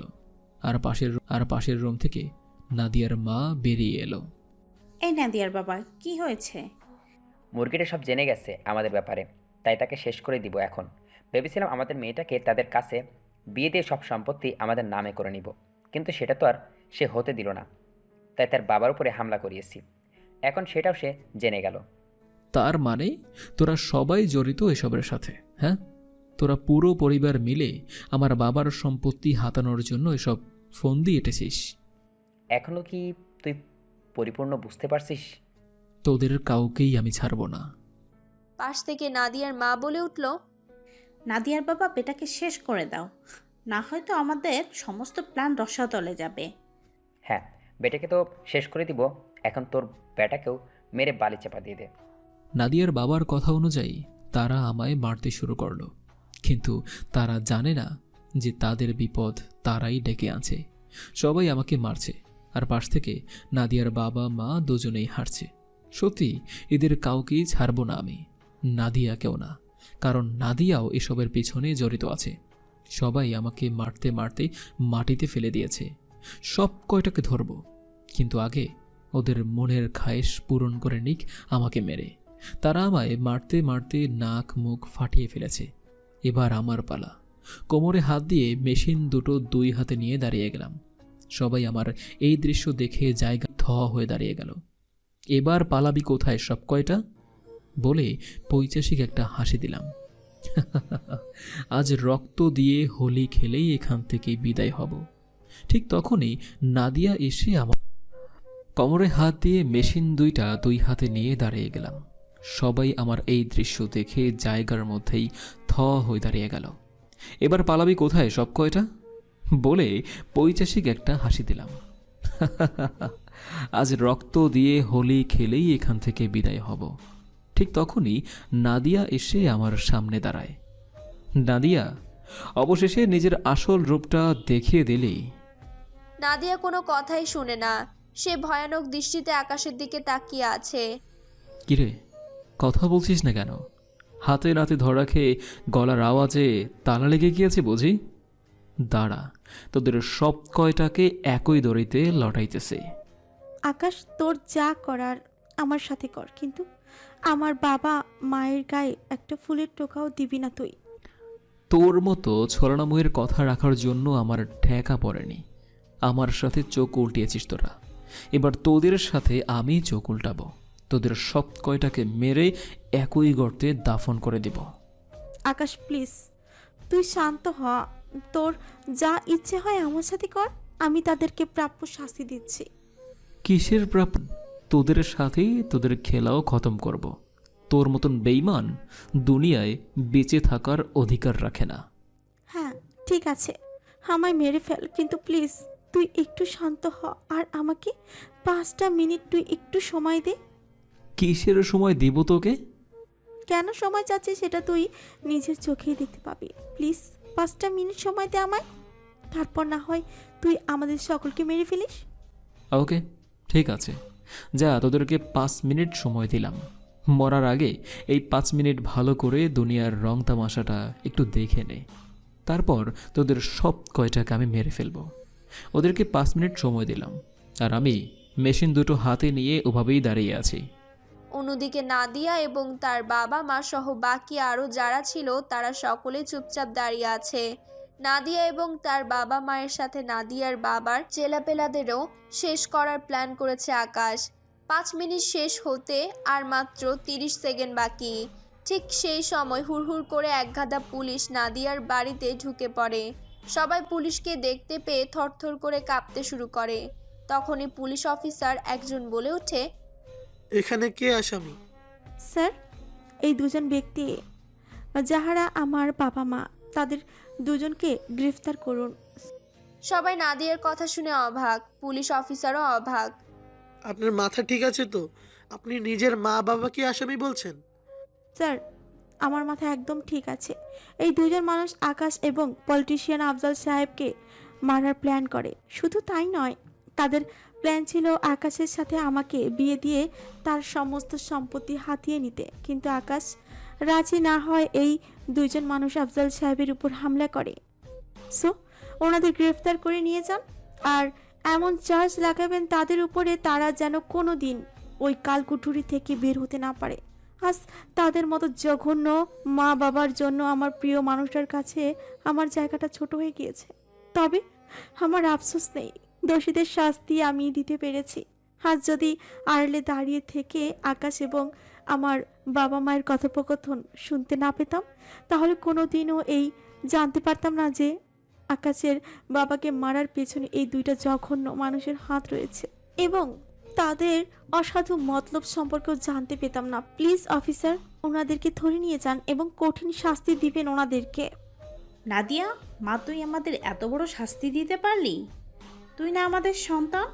তুই আমাদের সন্তান হয়ে আমাদেরকেই নরকে ঠেলে দিচ্ছিস? আপনাদের ওই মুখে আমার নাম উচ্চারণ করবেন না, কারণ আপনাদের মতো জঘন্য মানুষের সন্তান হয়ে আমি নিজেই লজ্জিত। উপরওয়ালা আপনাদের মতন বাবা মা কাউকে না বানায়। তাহলে ওনাদেরকে আমরা গ্রেফতার করে নিয়ে গেলাম। জি অবশ্যই, এবং সাথে ওই চালাপেলাগুলোকেও নিয়ে যান। অফিসার নাদিয়ার কথা মতো সবাইকে ধরে নিয়ে গেল। এদিকে নাদিয়ার কর্মকাণ্ড দেখে আকাশ পুরো অবাক। সে যেন নিজের চোখকেই বিশ্বাস করাতে পারছে না একটু আগের কর্মকাণ্ডগুলো। ও আল্লাহ, আমি তো আরও ভেবেছি সব কিছুর পেছনে নাদিয়ারও একটা রোল আছে, কিন্তু এখানে তো নাদিয়াই তার বাবাকেই প্রাপ্য শাস্তি দিল। কোনো কথাই যেন মুখ দিয়ে বের হচ্ছে না আমার। নাদিয়ার ওপর থেকে সমস্ত প্রখরতা মুহূর্তের মধ্যেই যেন হাওয়া হয়ে গেল। আমি আর কোনো কথা না বলে সোজা নাদিয়ার বাসা থেকে বের হয়ে আসলাম। নাদিয়ার বাসা থেকে বের হয়ে সোজা ওভারব্রিজের ওপরে চলে গেলাম। মাথায় যেন কিছুই খেলছে না। নাদিয়ার জন্য মনের মধ্যে বিশাল একটা জায়গা হয়ে গেল। তাছাড়া অন্যদিকে মায়াকেও এখনও আমি ভুলতে পারিনি। তার জন্যেও মনের কোণে কোণে একটা টান কাজ করে। কি করব আমি ভেবে পাচ্ছি না। চুপচাপ ব্রিজের ওপরে বসে আছি। তখনই ফোনটা বেজে উঠল। ফোনটা হাতে নিয়ে দেখি বাবা ফোন দিয়েছে। আকাশ, শুনলাম নাকি নাদিয়ার বাবা মাকে পুলিশ ধরে নিয়ে গেছে? হ্যাঁ বাবা। কিন্তু কারণটা কি? বাবা, তারাই তোমাকে মারার প্ল্যান করেছিল। তারা শুরুতে আমার সাথে নাদিয়ার বিয়ে দিয়ে সমস্ত সম্পত্তি নিজের নামে করে নিতে চেয়েছে, কিন্তু আমি তাদের না করে দেই, আর তাই তারা তোমার ওপরে হামলা করে। আর তাদের প্ল্যান সম্পর্কে জানতে পেরে আমি তাদেরকে হাতে নাতে ধরে ফেলি। আমি ভেবেছি যে তাদের পুরো পরিবারই জড়িত এইসবের সাথে, কিন্তু অবশেষে দেখি নাদিয়াই তার বাবা মাকে পুলিশের হাতে তুলে দিয়েছে। সে এসব কিছু সম্পর্কে জানতই না। তার বাবা এবং মায়ের কি নাদিয়ার বাবা মা করেছে এই জঘন্য কাজ? হ্যাঁ বাবা। ওদের তো আমি ছাড়বো না। বাবা, তোমার আগে নাদিয়াই ওদের গলা টিপে ধরেছে আর থানায় ধরিয়ে দিয়ে বলেছে এই দুটো মানুষকে সারা জীবন কালকুঠুরিতে বন্দি করে রাখতে। যাক, মেয়েটা তাহলে ওদের থেকে আলাদা। হ্যাঁ বাবা। আচ্ছা ঠিক আছে, থাক তাহলে তুই এখন। আমার একটু কাজ আছে, আমি তোর সাথে পরে কথা বলবো। আচ্ছা বাবা। আব্বুর সাথে কথা বলে ফোন রেখে দিলাম। রাতের বাজে তখন 9টা। তাড়াতাড়ি উঠে বাসায় চলে গেলাম। বাসায় গিয়ে হাত মুখ ধুয়ে বিছানায় শুয়ে আছি। হোটেল থেকে খাবার দিয়ে গিয়েছে, কিন্তু আমার ভেতরে যেন খাবার নামছেই না। তাই না খেয়ে খাবারগুলো ওভাবেই রেখে দিলাম এবং বিছানায় শুয়ে গড়াগড়ি করছি। ঠিক তখনই কলিং বেলটা বেজে উঠল। বিছানা ছেড়ে উঠে গিয়ে দরজা খুলে দিলাম। দরজা খুলতেই দেখি নাদিয়া কাপড় চোপড় হাতে নিয়ে দাঁড়িয়ে আছে আর ফুপিয়ে ফুপিয়ে কান্না করছে। কিরে, তুই এখানে কেন? তো কই যাব বল? আমি বাবা মা দুটোকে তো শয়তানি করতে গিয়ে জেলে গিয়েছে, মাঝে একা হয়ে গেলাম আমি। আমার তো আর যাওয়ার কোনো জায়গা নেই তোর কাছে আসা ছাড়া। আচ্ছা আয় ভিতরে, কিন্তু মানুষ দেখলে তো কেলেঙ্কারি হয়ে যাবে। মানুষ বলবে আমি মেয়ে এনে রাত বেরাতে অশ্লীলতা করি। প্লিজ এভাবে বলিস না। আমি অপারক হয়ে তোর কাছে এসেছি। আমার তোকে খুব প্রয়োজন। আমার মাথা গোজার মতন কাউকে চাই, কিন্তু আমার তো কেউ নেই তুই ছাড়া। প্লিজ আমায় নিজের করে নে। মানে বুঝলাম না। তুই আমায় বিয়ে করে নিজের বউ বানিয়ে নে প্লিজ। আমি সারা জীবন তোর কাছে থাকতে চাই। আমি সারা জীবন তোর বুকে মাথা রেখে কাটাতে চাই। নাদিয়া, সেসব কিছুর জন্য তো বাসায় জানাতে হবে, কিন্তু মানুষ তো কাল সকালেই দেখবি যে ঢোল পেটাতে শুরু করবে তোকে আর আমাকে নিয়ে। আচ্ছা চল, আমরা একটা কাজ করি। কাল সকালে আমরা বিয়ে করে ফেলি কোর্টে গিয়ে। পরে না হয় বাসায় জানিয়ে দিস, আর তখন বড় করে অনুষ্ঠান করিস। নাদিয়া, বিয়ে কোনো ছেলে খেলা নয়, কিন্তু তোকে যেহেতু সেদিন বলেছি যে তোকে আমি তোর প্রতি ফোকাস করব, সো তোর উপরেই ফোকাস করব। কিন্তু তার জন্য তো একটু সময় চাই, তাই না? তুই কয়েকটা দিন এখানে গা ঢাকা দিয়ে থাক, পরে আমরা বিয়ে করে নেব। আর ততদিন না হয় মানুষের কথা আমরা কানে না নিলাম। আচ্ছা ঠিক আছে। নাদিয়ার কাপড় চোপড় সব কিছু বাসায় ঢুকিয়ে মাটিতে বিছানা করলাম। তাকে বললাম খাটে থাকতে, আর আমি ফ্লোরিং করে থাকব। তারপর সেভাবেই থাকতে শুরু করলাম। পরের দিন সকালবেলায় কলেজে চলে গেলাম। বিশেষ করে আমি ইচ্ছে করেই মানুষের ফোকাসে আসছি, যাতে করে মানুষ আমাদের সম্পর্কটাকে সম্মান করে আর আমি নাদিয়ার উপরে ভালো করে ফোকাস করতে পারি। তবে এমনটা করার আরেকটা কারণ আছে। মানুষ হুটহাট করে মায়ার প্রসঙ্গ নিয়ে আমাকে জড়িয়ে ফেলে, তাই সেটা যেন না হয় তার কারণেই এমন করছে।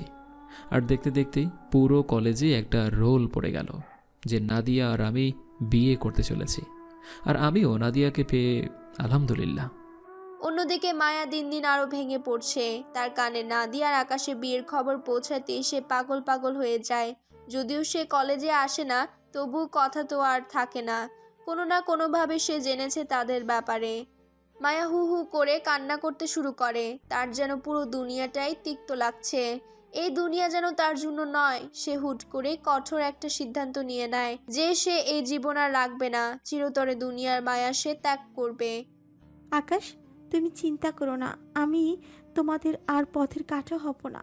চিরতরে সরে যাব তোদের জীবন থেকে। এমন জায়গায় নিজেকে নিয়ে যাব যেখানে গেলে কেউ আর ফিরে আসতে পারে না। অনেক শক্ত হয়ে আমাকে সিদ্ধান্ত নিতে হয়েছে। এই কঠোর সিদ্ধান্ত না নিলে যে আমায় দুনিয়া থেকে তিলে তিলে মরতে হবে। তোমায় যে আমি অন্যের হতে দেখতে পারবো না, তাই নিজেকে একেবারেই শেষ করে দিব। মায়া এসব বলছে আর পাগলের মতো কান্না করছে। এদিকে আকাশ ক্লাস শেষ করে নাদিয়াকে নিয়ে বাসার উদ্দেশ্যে রওনা হয়। নাদিয়া শোন, চাবি দিয়ে দরজা খুলে ভেতর থেকে দরজাটা লক করে রাখবি, কারণ আমি একটু কাজে বাইরে যাব, আর খাবারগুলো খেয়ে নিবি। আচ্ছা। এদিকে আমি নাদিয়াকে বাসায় নামিয়ে দিয়ে একজন কাজীর সাথে কথা বলতে গেলাম নাদিয়া আর আমার বিয়ের ব্যাপারে। তিনি বললেন সামনের শনিবার যেতে নাদিয়াকে নিয়ে ওনার কাছে, তারপর উনি আমাদের বিয়ে পড়িয়ে দেবেন।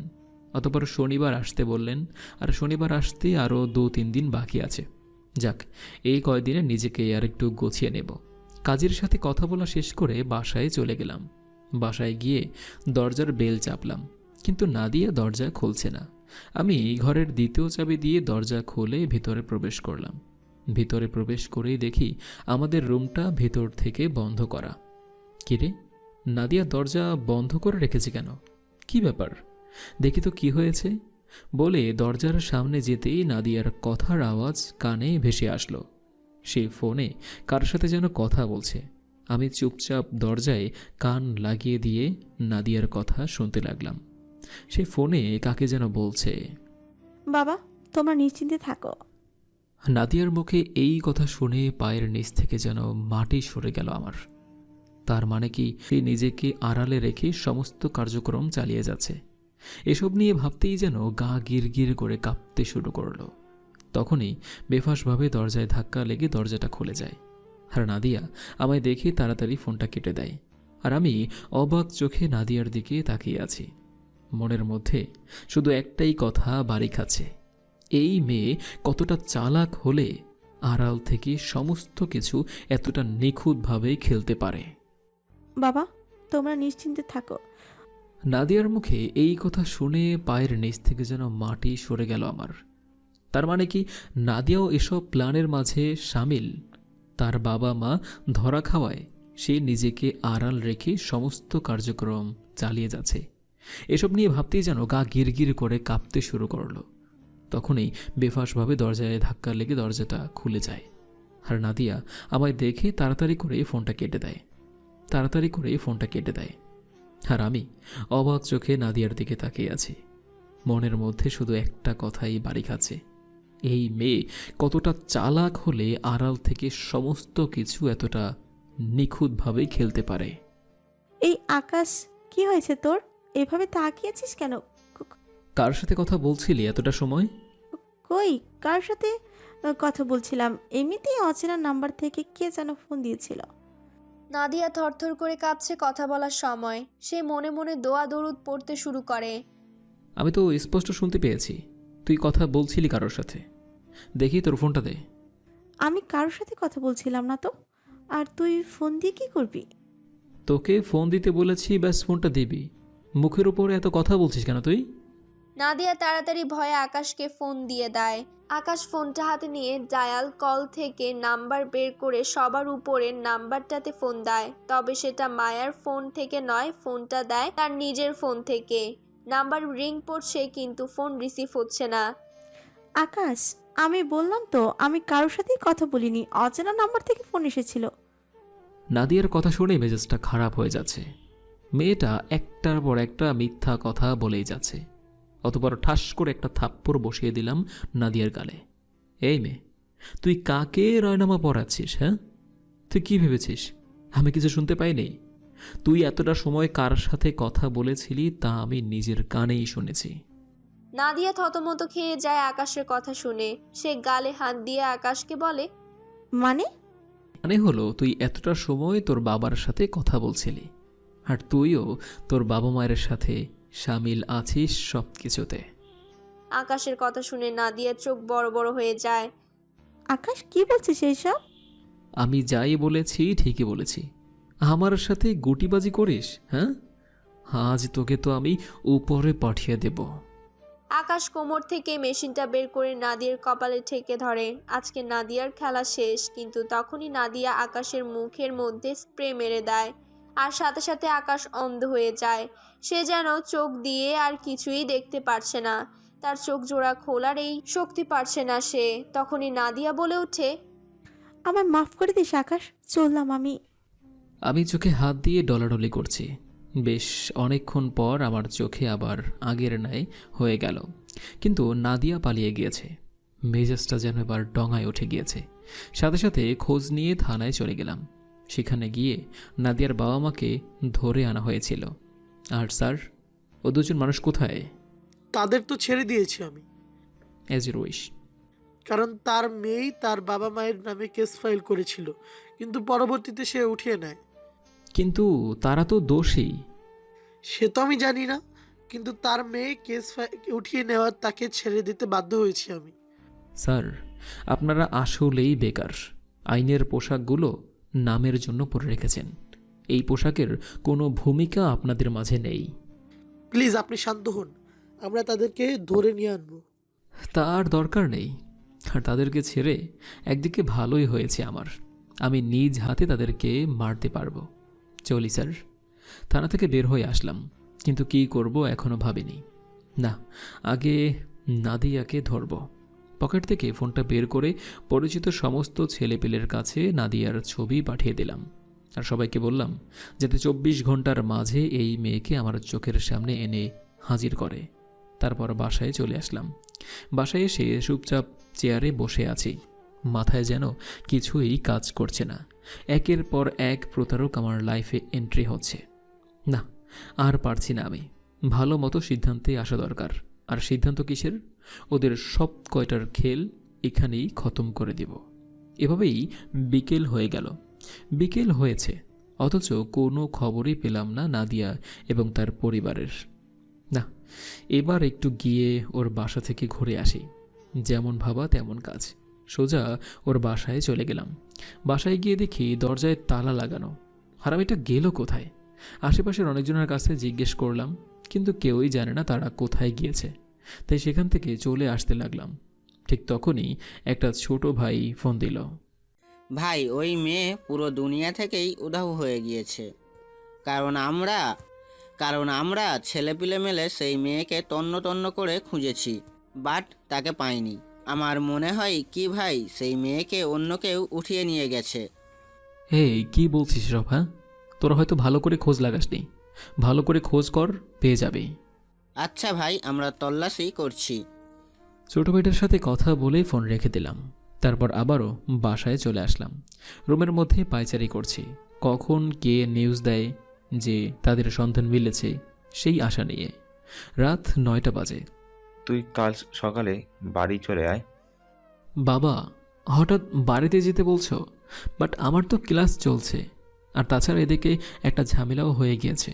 আমি ভেবেছিলাম নাদিয়া তার বাবা মাকে পুলিশের হাতে তুলে দিয়েছে, আর সে হয়তো এসবের মাঝে নেই।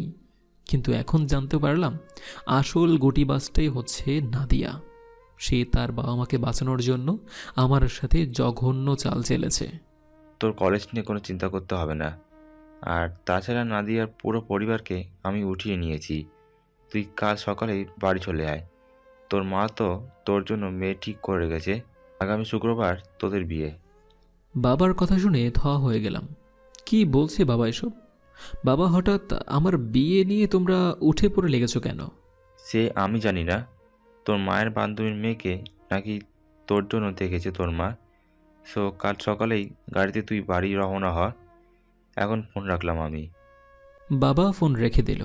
আমার তো মাথায় কিছুই কাজ করছে না। একদিকে নাদিয়ার পরিবারকে উঠিয়ে নিয়েছে বাবা, অন্যদিকে আমার বিয়ে। কিছুই তো মাথায় খেলছে না। তবে এটুকু বলতে পারি, 2 প্রতারককে আমি ভুলে থাকতে পারবো বিয়ে হয়ে গেলে আমার। এমনিতেই নাদিয়া আর মায়া আমার জীবন পুরো বরবাদ করে দিয়েছে। ওদের জন্য কোনো সিদ্ধান্ত আমার জন্য দায়ী হয়ে গিয়েছে। তবে যাই হোক, ভালোই হয়েছে। একদিকে আমি 2বার ভুল ডিসিশন নিয়েছি, কিন্তু বাবা মা হয়তো এবার রাইট ডিসিশন নেবে আমার জন্য। বুকে পাথর চাপা দিয়ে বাবা মায়ের দেখানো মেয়েকেই বিয়ে করে ফেলবো আমি। তারপর যা হবে দেখা যাবে। পরের দিন সকালবেলা উঠেই বাড়ির উদ্দেশ্যে রওনা হয়ে গেলাম। বাড়ি পৌঁছে সর্বপ্রথম বাবার কাছে গিয়েছি। বাবা, ওই ক্রিমিনালগুলো কোথায়? কাদের কথা বলছিস তুই? বাবা, নাদিয়া এবং তার পরিবারের কথা বলছি। ওদের সাথে আমার কিছু হিসাব নিকাশ বাকি আছে। তোর ওদেরকে নিয়ে কোনো হিসাব নিকাশ করতে হবে না। ওদের আমি জায়গা মতো আটকে রেখেছি। আর তাছাড়া আমি নাদিয়ার বাবাকে জন সম্মুখে নাকি খড় দাঁড়িয়েছি। ওদের সাজা ওরা পেয়ে গেছে। বাবা, নাদিয়ার বাবাকে না হয় তুমি শাস্তি দিয়েছ, কিন্তু নাদিয়াকে তো দাওনি। তাই ওকে শাস্তিটা আমিই দেব। ও অনেক বড় হারামিগিরি করেছে আমার সাথে। আকাশ, সেও কান ধরে মাপ চেয়েছে। আর তাছাড়া তার প্রতি এখন তোর এত ক্ষোভ, তাহলে সেটা কিছুদিন পরেই মিটাস। আগে তোর বিয়েটা ভালোই ভালো হতে দে। আচ্ছা বাবা। আর শোন, ওই যে দেখ মেয়ের ছবি। বাবা, তোমরা দেখেছো তাতেই আমার চলবে। আমার মেয়ের ছবি দিয়ে কোনো কাজ নেই। আমি জানি তোমরা কোনোদিনও আমার জন্য খারাপ জিনিস পছন্দ করবে না। তো তোমাদের দেখাতেই আমার দেখা হয়ে গিয়েছে। তুই আসলেই আমার বংশের আলোক রশ্মি। তুই, তোকে নিয়ে আমার গর্ব করা উচিত। বাবা, কি যে বলো না তুমি। সত্যি বলেছি। আচ্ছা যাক, আর সবার সাথে দেখা কর। আমি জানি তুই বাড়ি ফিরেই আমার রুমে এসেছিস, সো যা তোর মার সাথে দেখা কর। আচ্ছা বাবা। তারপর নিচে এসে সবার সাথে দেখা করলাম। পুরো বাড়িতে আমার বিয়ের নিয়ে হই হুল্লোড় লেগে পড়েছে, কিন্তু আমার মনে কোনো ধরনের আমেজই নেই। কারণ নাদিয়ার গালের চামড়া যতটা সময় আমি উঠিয়ে না ফেলতে পারবো, ততটা সময় আমার শান্তি লাগবে না। আর তাছাড়া মায়ার সেদিনের কথাগুলো আমার ঘুমকে কেড়ে নিয়েছে। সেদিনের পর মায়াকে আর আমি আমার চোখের সামনেও দেখিনি। ভেতরে ভেতরে কেমন যেন একটা খারাপ লাগা কাজ করছে, আর তার কুকর্মগুলো চোখের সামনে ভেসে উঠছে।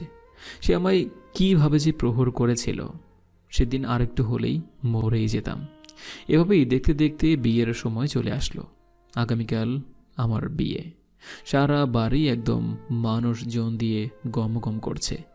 এক কথায় বিয়ের আমেজ বলতে যেটাকে বোঝায় আর কি। কিন্তু আমার মনে তেমন কোনো আমেজে নেই। এখানে এসেছি পর্যন্ত মায়ার কথাই বারবার মনে পড়ছিল, তবে কিছুই করার নেই। আর তার কারণ হলো বাবা মা মেয়ে ঠিক করে ফেলেছে আমার জন্য।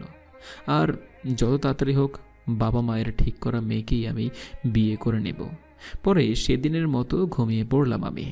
পরের দিন সকালবেলা ঘুম থেকে উঠতেই দেখি সারা বাড়ি সাজানো গোছানো। ডেকোরেশনের লোকেরা এসে সারা বাড়ি বিয়ের জন্য সাজিয়েছে। আর কিছু সময় গেলেই আমার বিয়ের কার্যক্রম শুরু হয়ে যাবে বাড়িতে। ঠিক সেই সময় রাফির নাম্বার থেকে ফোন আসলো। মনে মনে ভাবলাম, সে তো আসার কথা আজ সকালে, হয়তো বাড়ির পথ চিনতে পারছে। হয়তো বাড়ির পথ চিনতে পারছে না, তাই ফোন দিয়েছে। ছেলেটার সাথে আমার রক্তের মতো সম্পর্ক হয়ে গিয়েছে। তাকে ছাড়া কলেজের আর কাউকেই ইনভাইট করেনি। এক কথায় কলেজের বন্ধু বলতে যাকে বলে আর কি। হ্যাঁ রাফি, বলো। আকাশ, তুই যেখানেই আছিস না কেন তাড়াতাড়ি মেট্রোপলিটন হসপিটালে চলে আয়, কারণ মায়া আর দুনিয়াতে নেই। সে সুইসাইড করেছে। রাফির মুখে এমন কথা শুনে আমার পায়ের নিচ থেকে যেন মাটি সরে যাওয়ার মতো অবস্থা। হাত থেকে ফোনটা ফ্লোরের উপরে ছিটকে পড়ল, আর আমি ঠাস করে ফ্লোরের উপরে বসে পড়লাম। আকাশ, তুই যেখানেই আছিস না কেন তাড়াতাড়ি মেট্রোপলিটন হসপিটাল চলে আয়, কারণ মায়া আর এই দুনিয়াতে নেই। সে সুইসাইড করেছে। রাফির মুখে এমন কথা শুনে আমার পায়ের নিচ থেকে যেন মাটি সরে যাওয়ার মতো অবস্থা। হাত থেকে ফোনটা ফ্লোরের উপরে ছিটকে পড়ল, আর আমি ঠাস করে ফ্লোরের উপরে বসে পড়লাম। এদিকে রাফি হ্যালো হ্যালো করেই চলেছে ফোনে। ফোনটা ফ্লোর থেকে উঠিয়ে কানে ধরলাম আর বললাম, রাফি, কি শোনালি তুই আমাকে? আকাশ, সত্যিই বলছি, মায়ার যে অবস্থা তাতে তাকে মৃত বলেই মনে হচ্ছে। গতকাল সারাদিন নাকি সে সবার সাথে অনেক মিলেমিশে চলে, পরে রাতে গিয়ে সুইসাইড করার চেষ্টা করে। সে একসাথে অনেকগুলো ঔষধ খেয়ে ফেলেছে, যার ফলে তার অবস্থা এখন অনেক ভয়ানক। তুই প্লিজ তাড়াতাড়ি হসপিটালে চলে আয়। কি? তার মানে এখনো মায়া জীবিত? হ্যাঁ, তবে ডক্টররা ভয়ানক কিছু আশঙ্কা করছে তাকে নিয়ে। রাফি, তুই হসপিটালেই থাক আর মায়ের দেখাশোনা কর। আমি এখনই রওনা হচ্ছি। তারপর ফোনটা রেখে দিয়ে উঠে ফ্রেশ হয়ে নিলাম, আর তারপর শার্ট গায়ে দিয়ে রওনা হওয়ার জন্য রুম ছেড়ে নিচে নেমেছি। তখনই আম্মু সামনে চলে আসে। কিরে আকাশ, কোথায় যাচ্ছিস তুই? আজ না তোর বিয়ে? মা, রাখো তোমার বিয়ে শাদী। এদিকে আমার জীবন নিয়ে টানাটানি শুরু হয়ে গিয়েছে। আমি চললাম শহরে। আরে কি হয়েছে বলবি তো নাকি? এমন পাগলের মতন কেন করছিস? মা, তোমার ছেলেকে কেউ নিজের জীবনের চাইতেও বেশি ভালোবাসে। সে আমাকে না পেয়ে নিজের জীবন মৃত্যুর মুখে ঠেলে দিয়েছে। সো আমি চললাম, তুমি কষ্ট করে বিয়েটা আটকাও। তারপর বাসা থেকে বের হয়ে গেলাম। আম্মু অনেক কয়েকবার ডেকেছে পেছন থেকে, কিন্তু আমি না শুনে হসপিটালের উদ্দেশ্যে রওনা হয়ে পড়েছি। কারণ এখন সময় নষ্ট করা যাবে না, আমার তাড়াতাড়ি হসপিটালে পৌঁছাতে হবে। নিজেদের গাড়ি নিয়েই রওনা হয়েছি, তাই বেশি একটা সময় লাগেনি হসপিটালে পৌঁছাতে। হসপিটালে পৌঁছাতেই দেখি মায়ার বাবা দেয়ালের সাথে হেলান দিয়ে মুখ টিপেই কান্না করছে। তিনি আমাকে দেখতে পেয়ে আমার পায়ে হুমড়ি খেয়ে পড়ল। আকাশ ভাই, আপনি প্লিজ আমার মেয়েকে বাঁচান। অসি সাহেব, প্লিজ আপনি আমার পা ছাড়ুন। আপনার মেয়ের কিছুই হবে না, কারণ ওর কিছু হলে যে আমিও মরে যাব। সো প্লিজ পা ছাড়ুন, আমি মায়ার কাছে যাব। মায়ার বাবা আকাশের পা ছেড়ে দিল। আকাশ আর দেরি না করে মায়ের কেবিনে চলে গেল। গিয়ে দেখে ডক্টররা মায়ার চেক আপ করছে, আর অন্যদিকে মায়া মৃত মানুষের মতো বেডের উপর শুয়ে আছে। ডক্টর, আমার মায়ের কি হয়েছে? দেখুন, উনি অনেকগুলো পাওয়ারি ওষুধ একসাথে খেয়ে ফেলেছেন, যার ফলে ওনার দুটো কিডনি ড্যামেজ হয়ে গিয়েছে। আর তাছাড়া অনেক ব্লিডিং হয়েছে তার নাক মুখ দিয়ে। ওনাকে জলদি কয়েক ব্যাগ রক্ত প্লাস একটা কিডনি ডোনেট করতে হবে, না হয় তিনি চিরতরে পৃথিবী ছেড়ে চলে যাবেন। কারণ তিনার হাতে সময় অনেক কম, আর 40 ঘন্টার মধ্যে ওনার অপারেশন করা অনেক প্রয়োজন। ডক্টরের কথা শুনে থতমত খেয়ে গেলাম। কি করে এমনটা করলো মায়া? যেই মেয়ে কিনা আমাকে দু চোখেই দেখতে পারতো না, সেই মেয়ে আজ আমার জন্য নিজেকে বলে দিচ্ছে। না, যে করেই হোক মায়াকে আমার বাঁচাতেই হবে। ডক্টর, 48 ঘন্টার আগেই মায়ার অপারেশন হবে, সেটা যে কোনো মূল্যেই হোক। আচ্ছা, তাহলে আমরা অপারেশনের প্রিপারেশন নিচ্ছি, আর আপনি সমস্ত কিছুর ইন্তজাম করুন। তবে হ্যাঁ, আরেকটা কথা, কেবিনে কিন্তু কেউ প্রবেশ করা নিষেধ, কারণ ওনার এমন কন্ডিশন দেখলে যে কেউ ঘাবড়ে যাবে। না ডক্টর, কেউ কেবিনে আসবে না। ঠিক আছে তাহলে। আমি ধীরে ধীরে মায়ার সামনে এগিয়ে গেলাম। মায়া চুপচাপ বেডের মধ্যে শুয়ে আছে। মায়ার চেহারা কেমন যেন ফ্যাকাশে হয়ে আছে। ওর শরীরের এমন কন্ডিশন দেখে নিজেকে আর সামলে রাখতে পারলাম না। ফুপিয়ে কান্না করে দিয়েছি মায়াকে জড়িয়ে ধরে। এই পাগলি মেয়ে, ভালোবাসা না পাওয়ায় কেউ কি নিজের এমন কোনো ক্ষতি করে? হ্যাঁ, তুমি কেন এমনটা করলে মায়া? আমি না হয় কষ্ট পেয়ে তোমার থেকে দূরে সরেছি, কিন্তু তুমি তো কষ্ট পাওয়ায় পুরো দুনিয়া ছেড়েই চলে যেতে চাইছো। এমন পাগলামো কে করে মায়া? কি হলো? কথা বলো মায়া। আকাশ একটার পর একটা প্রশ্ন করেই চলেছে, কিন্তু মায়া কোনো কথাই বলছে না। সে চুপচাপ মরা মানুষের মতো পড়ে আছে বেডের উপরে। আকাশ মায়ের কোনো রেসপন্স না পেয়ে মায়াকে আরও শক্ত করে জড়িয়ে ধরে। শুধু তাই নয়, আকাশ মায়ের চোখে মুখে পাগলের মতো চুমু খেতে আরম্ভ করে। মায়া, তোমার কোনো কিছুই হতে দেব না আমি। তোমায় যে করেই হোক সুস্থ করে তুলব।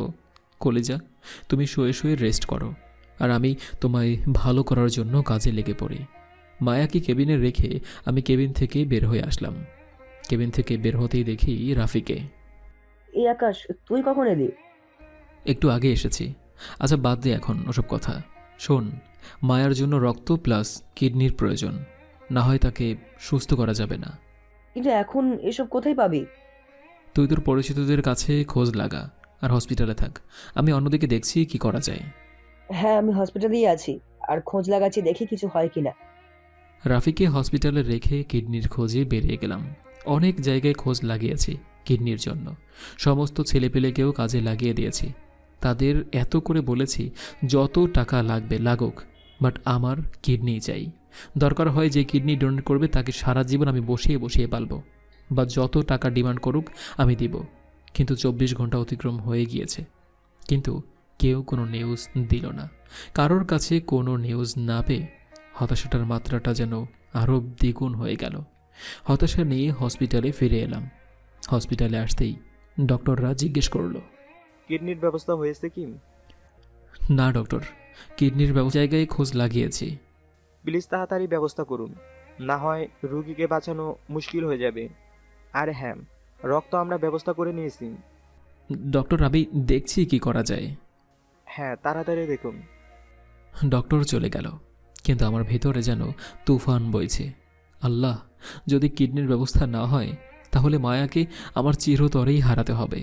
মাথায় যেন কিছুই কাজ করছে না। চুপচাপ দেয়ালের সাথে হেলান দিয়ে দাঁড়িয়ে আছি। একটু পর রাফি এসে বলল, দোস্ত, কিডনির ব্যবস্থা তো কোনো দিক থেকেই করতে পারছি না, তুই ব্যবস্থা করতে পারলি কি? না রে, আমিও পারিনি। তাহলে এখন কি করবি? দেখি আরও কিছুটা সময়, তারপর না হয় কঠোর একটা সিদ্ধান্ত আমাকেই নিতে হবে। মানে কি আকাশ? সেটা সময় হলেই দেখতে পারবি। এখন যা, গিয়ে মায়ের বাবা মাকে দেখ, আর আমাকে একটু একা থাকতে দে। আচ্ছা। রাফি চলে গেল, আর আমি সেভাবেই দাঁড়িয়ে আছি। কিন্তু কিছুটা সময় পর আর দাঁড়িয়ে থাকতে পারছি না, পা ব্যথা করছে। তাই সেভাবেই মাটির মধ্যে বসে পড়লাম। মায়ার চিন্তায় কিছুতেই ভালো লাগছে না। আল্লাহ, ওকে কি আমি চিরতরে হারিয়ে ফেলব? কতটা সময় সেভাবে কেঁদেছি জানি না, তবে যখনই কান্না একটু থেমেছে তখনই দেখি আর মাত্র 4 ঘন্টা বাকি আছে। তাড়াতাড়ি উঠে ডক্টরের কাছে চলে গেলাম। কিডনির ব্যবস্থা হয়েছে কি? অন্য দিক থেকে হয়নি, তবে আপনার জন্য হয়েছে। আর কারণ আমার থেকেই কিডনি একটা ডোনেট করে দেব তাকে। এই যে স্যার, আপনি কি পাগল হয়েছেন? না, আমি পাগল হইনি, আমি কিডনি ডোনেট করব মায়াকে। সরি স্যার, এটা আমরা পারবো না, কারণ আপনাকে কেউ না চিনলেও আপনি আফজাল সাহেবের ছেলে। আমি আপনার থেকে কিডনি নিয়ে রোগীর অপারেশন করলে পরে আমার এই বিপদে পড়তে হবে। না ডক্টর, কিছুই হবে না, আপনি প্লিজ আমার থেকে একটা কিডনি নিয়ে অপারেশন শুরু করুন। স্যার, আমি পারবো না, এক্সট্রিমলি সরি, কারণ আপনার বাবার কানে এই খবর গেলে তিনি আমাকে সোজা জীবিত পুঁতে দিবেন। সো প্লিজ, আপনার থেকে আমি কিডনি নিয়ে রোগীর অপারেশন করাতে পারবো না। তবে হ্যাঁ, আপনি ছাড়া বাকি কেউ এসে যদি বলতো কিডনি নিয়ে রোগীর অপারেশন করাতে, তাহলে আমি নিশ্চিন্তে করতাম, বাট আপনার বেলায় সেটা আমি পারবো না। তাহলে কি আমার মায়াকে আমি বাঁচাতে পারবো না? সে আল্লাহ ভালো জানেন। আকাশ ডক্টরের কথা শুনে মাথা নিচু করে রেখেছে। আজ তার নিজের কাছেই নিজেকে ছোট লাগছে, কারণ আজ তার জন্যই মায়ার এই দুর্দশা। সে যদি মায়াকে মেনে নিত তাহলে আর এমনটা হতো না। ভেতরটা যেন ফেটে যাচ্ছে তার। সে পারছে না মায়ার জায়গায় নিজের প্রাণ দিয়ে দিতে। আকাশ এসব নিয়ে ভাবছে, ঠিক সেই সময় ডক্টরের কাছে একটা ফোন আসে। ডক্টর ফোনে কথা শেষ করে আকাশকে বলে, স্যার, কিডনির ব্যবস্থা হয়ে গিয়েছে, এবার আপনি একটু নিশ্চিন্তে থাকুন, হয়তো ভালো কিছু হবে। কি সত্যি?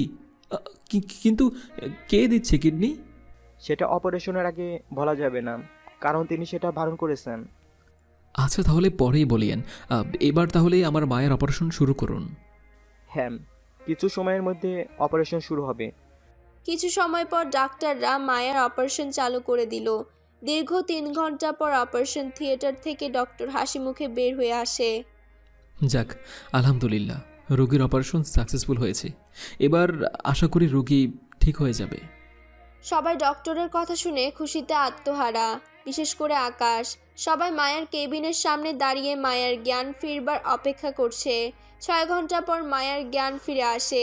মায়ের জ্ঞান ফিরেছে শুনে সবাই মায়াকে দেখার জন্য উতাল পাতাল হয়ে যায়, কিন্তু ডক্টর বলে দুজন দুজন করে দেখা করতে। তাই শুরুতে মায়ার বাবা মা কেবিনে গিয়ে দেখা করে। অন্যদিকে আকাশ কেবিনের সামনে দাঁড়িয়ে দাঁড়িয়ে ভাবছে যে কে তার মায়াকে বাঁচিয়েছে। কার এত মহৎ দিল যে শেষ সময় এসে আমার মায়াকে বাঁচিয়েছে? না, একটু গিয়ে ডক্টরের থেকে নামটা জিজ্ঞেস করি। ডক্টর, কে আমার মায়াকে বাঁচিয়েছে? পাশের কেবিনে গিয়ে দেখুন, সে শুয়ে আছেন। ডক্টরের কথা মতো পাশের কেবিনে চলে গেলাম। কেবিনে ঢুকতেই চোখ জোড়া বড় বড় হয়ে গেল, কারণ বেডের উপরে মরা লাশের মতো করে নাদিয়া শুয়ে আছে। নাদিয়াকে মরা লাশের মতো বেডের উপরে পড়ে থাকতে দেখে কলিজার মধ্যে এক ভয়ানক মোচড় মেরে উঠল। ও আল্লাহ, এটা কি ঘটল? সাথে সাথে চোখ জোড়া দিয়ে লবণাক্ত পানি বইতে শুরু করল। নিজের কাছে এতটা খারাপ লাগছে যে বলে বোঝাতে পারবো না, কারণ মায়ার কেবিনে অনেক মানুষ, অথচ যেই মানুষটা মায়াকে বাঁচালো সেই লওয়ারিসের মতন হসপিটালের বেডেই পড়ে আছে। দাঁড়িয়ে দাঁড়িয়ে কান্না করছিলাম। ঠিক তখনই রাফি এসে পিছন থেকে কাঁধের উপরে হাত রাখে। আকাশ, টেনশন করিস না, নাদিয়া ঠিক হয়ে যাবে। তুই কি করে জানলি রাফি নাদিয়ার কথা? কারণ সে আমাকে ফোন করে তোর কথা জানতে চায় যে তুই বিয়ের অনুষ্ঠান ছেড়ে কোথায় এসেছিস। শুরুতে আমি তাকে কিছুই বলিনি তোর সম্পর্কে, কিন্তু সে অনেক কান্নাকাটি করে। পরে বলতে বাধ্য হয়েছি যে তুই মায়াকে নিয়ে হসপিটাল আছিস। তখনই সে আমাকে বলে এটাই তার শেষ সুযোগ নিজেকে প্রমাণ করার। তারপর সে মায়ার জন্য নিজের একটা কিডনি ডোনেট করে দেয়। রাফি, কি করে এত বড় একটা কথা তুই আমার থেকে গোপন রাখলি? ভাই, মাফ কর আমাকে। আর এখন আগে যা, মায়া তোর খোঁজ করছে। রাফির সাথে আর কথা না বলে মায়ার কেবিনে চলে গেলাম। কেবিনে ঢুকতেই মায়া আমাকে দেখে বেড থেকে উঠে যেতে ধরল। সাথে সাথেই দৌড়ে গিয়ে মায়াকে আটকালাম। এই মেয়ে, কি করছো কি তুমি? হ্যাঁ, এই অবস্থায় কেউ বিছানা থেকে ওঠে? আমাকে বুকে নাও প্লিজ, আমি তোমার বুকে যেতে চাই। মায়া, পাগলের মতো করো না। আগে সুস্থ হও, পরে যা ইচ্ছে হয় করিও। না, আমি এখন তোমার বুকে যাব। অনেক কাঁদিয়েছ আমায় তুমি। আমি এখনই তোমার বুকে যাব, না হয় কিন্তু আবারও খারাপ কিছু ঘটিয়ে ফেলবো নিজের সাথে। মায়ার কথা শুনে ভেবাচাকা, তাই কোনো কিছু না ভেবেই তাড়াতাড়ি করে মায়াকে বুকে নিয়ে নিলাম। মেয়েটা আমাকে খামচে ধরে রেখেছে। আমি নিজের অজান্তেই মায়ার কপালে একটা চুমু এঁকে দিলাম। এই মেয়ে, নিজেকে কেউ এমন ঝুঁকির মুখে ফেলে? হ্যাঁ, আমার তো মরে যাওয়ার ইচ্ছা ছিল। যেখানে তোমার মতো ভালো মানুষকে চিনতে পারলাম না, যেখানে তোমার মতো মানুষের মন পড়তে পারলাম না, সেই জীবন রেখে আর কি লাভ? মায়া, তুমি কি পাগল হয়ে গেছো? হ্যাঁ, নিজেকে শেষ করে দেওয়ায় কোন ধরনের ভালোবাসা রয়েছে মায়া? আমি জানি না, আমি শুধু এটুকু জানি যে আমার তোমাকে চাই, আর হালাতে তোমাকেই চাই আমার। তোমার কপি হলেও চলবে না, তো তোমাকেই চাই আমার। আর যদি তোমায় নিজের করে না পাই, তাহলে আবার নিজের জীবনের ঝুঁকি মধ্যে ঠেলে দেবো। এবার তো বেঁচে গেছি, কিন্তু পাক্কা পরের বারের শাক শেষ নেই। নিজের অস্তিত্ব দুনিয়া থেকে মিটিয়ে দেব। মায়ার কথা শুনে কি বলবো ভেবে পাচ্ছি না। ধূপধূপানি শুরু হয়ে গিয়েছে বুকের ভিতরে, কারণ মেয়েটাকে যে আমি অনেক বেশি ভালোবাসি। এবার আর নিজের রেশকে আটকে রাখতে পারলাম না। মায়াকে আরো শক্ত করে জড়িয়ে ধরে ওর উষ্ণ ঠোঁটগুলোতে নিজের ঠোঁট ডুবিয়ে দিলাম। সে আমার কাণ্ড দেখে চোখ বড় বড় করে ফেললেও, আর আমি মায়ের ঠোঁটের উষ্ণতা নিয়েই চলেছি। কিছুক্ষণ পর মায়াকে ছেড়ে দিলাম। মায়া, আজকের পর যাতে অমন ধরনের কাজ। বললাম তো, তুমি যদি আমার জীবনে থাকো, তাহলে অমন ভুল আর কোনো দিনও করবো না আমি। আমি তোমারই আছি, আর সারা জীবন তোমার থাকবো। মাঝে কি হয়েছে সেসব কিছু ভুলে যাও। আচ্ছা। মায়াকে বুকের সাথে জড়িয়ে ধরে নিয়ে বসে আছি। ঠিক তখনই একজন ডক্টর আর কিছু নার্স রুমের মধ্যে ঢুকলো। এই যে স্যার, পাশের রুমে সেই পেশেন্টের অবস্থা তো ক্রমশ খারাপ হতে চলেছে। যেখানে কিছু হলে এনার হওয়ার কথা ছিল, কারণ তিনি ঝুঁকিপূর্ণ অবস্থায় ছিলেন। সেখানে যার কোনো সমস্যা নাই, তিনি বিপদগ্রস্ত হলেন। ডক্টরের কথা শুনে আবারও কলিজাটা মোচড় দিয়ে উঠল, কারণ এতটা সময় মায়ার দিকে ফোকাস করায় নাদিয়ার কথা একদম ভুলেই গিয়েছিলাম। কিন্তু এখন আবার ডক্টর এসে নাদিয়ার কথা মনে করিয়ে দিল। ডক্টর প্লিজ, আপনারা নাদিয়াকে দেখুন, যে কোনো মূল্য দিয়েই হোক না কেন নাদিয়ার সুস্থ হওয়া চাই। ওর সুস্থতার জন্য যত টাকা লাগে আমি দেব, তাও তাকে সুস্থ করে তুলুন। স্যার, টাকা বিষয় না, বিষয়টা হচ্ছে ওনাকে ঠিক করে নিন। আর আমরা কখনো একটা পেশেন্টের খারাপ চাইবো না, সো আমরা আমাদের মতন ট্রাই করছি। জি ডক্টর, আজ হসপিটাল এসেছি 1 সপ্তাহ হয়েছে। মায়া মোটামুটি সুস্থ, তবে নাদিয়া আগের মতোই আছে। তবে তার জ্ঞান ফিরে এসেছে বহু আগেই। ডক্টররা চেষ্টা চালিয়ে যাচ্ছে নাদিয়াকে সুস্থ করে তোলার। দেখতে দেখতে আরও কয়েকটা দিন কেটে গেল। মায়া পুরোপুরি সুস্থ, আর সে নাদিয়ার বিষয়েও জানে। অন্যদিকে নাদিয়ার অবস্থা আল্লাহর রহমতে আগের চাইতে একটু ভালো।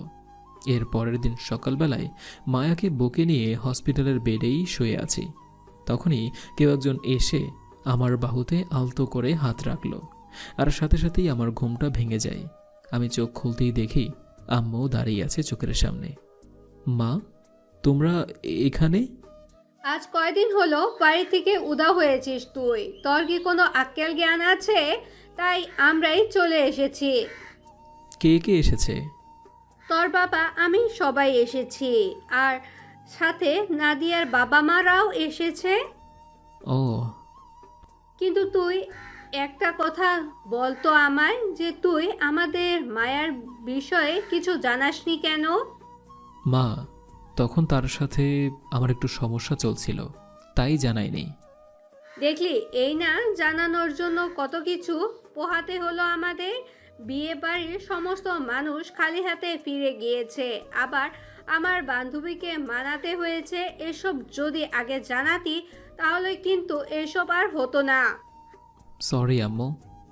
হয়েছে, থাক, এখন আর সরি বলে কাজ নেই। আচ্ছা, মায়ার শরীর তো মোটামুটি ভালো, তাহলে ওকে রিলিজ করে নিয়ে বাসায় চল। আর নাদিয়াও নাকি অনেকটা সেরে উঠেছে, তাকেও আর 2-1 দিন হাসপাতালে রেখে রিলিজ করিয়ে বাসায় নিয়ে যেতে বলবো। আর শোন, তুই নাদিয়ার বাবা মার উপরে রাগ করিস না, কারণ তোর বাবা তাদেরকে জন্মের শিক্ষা দিয়েছে।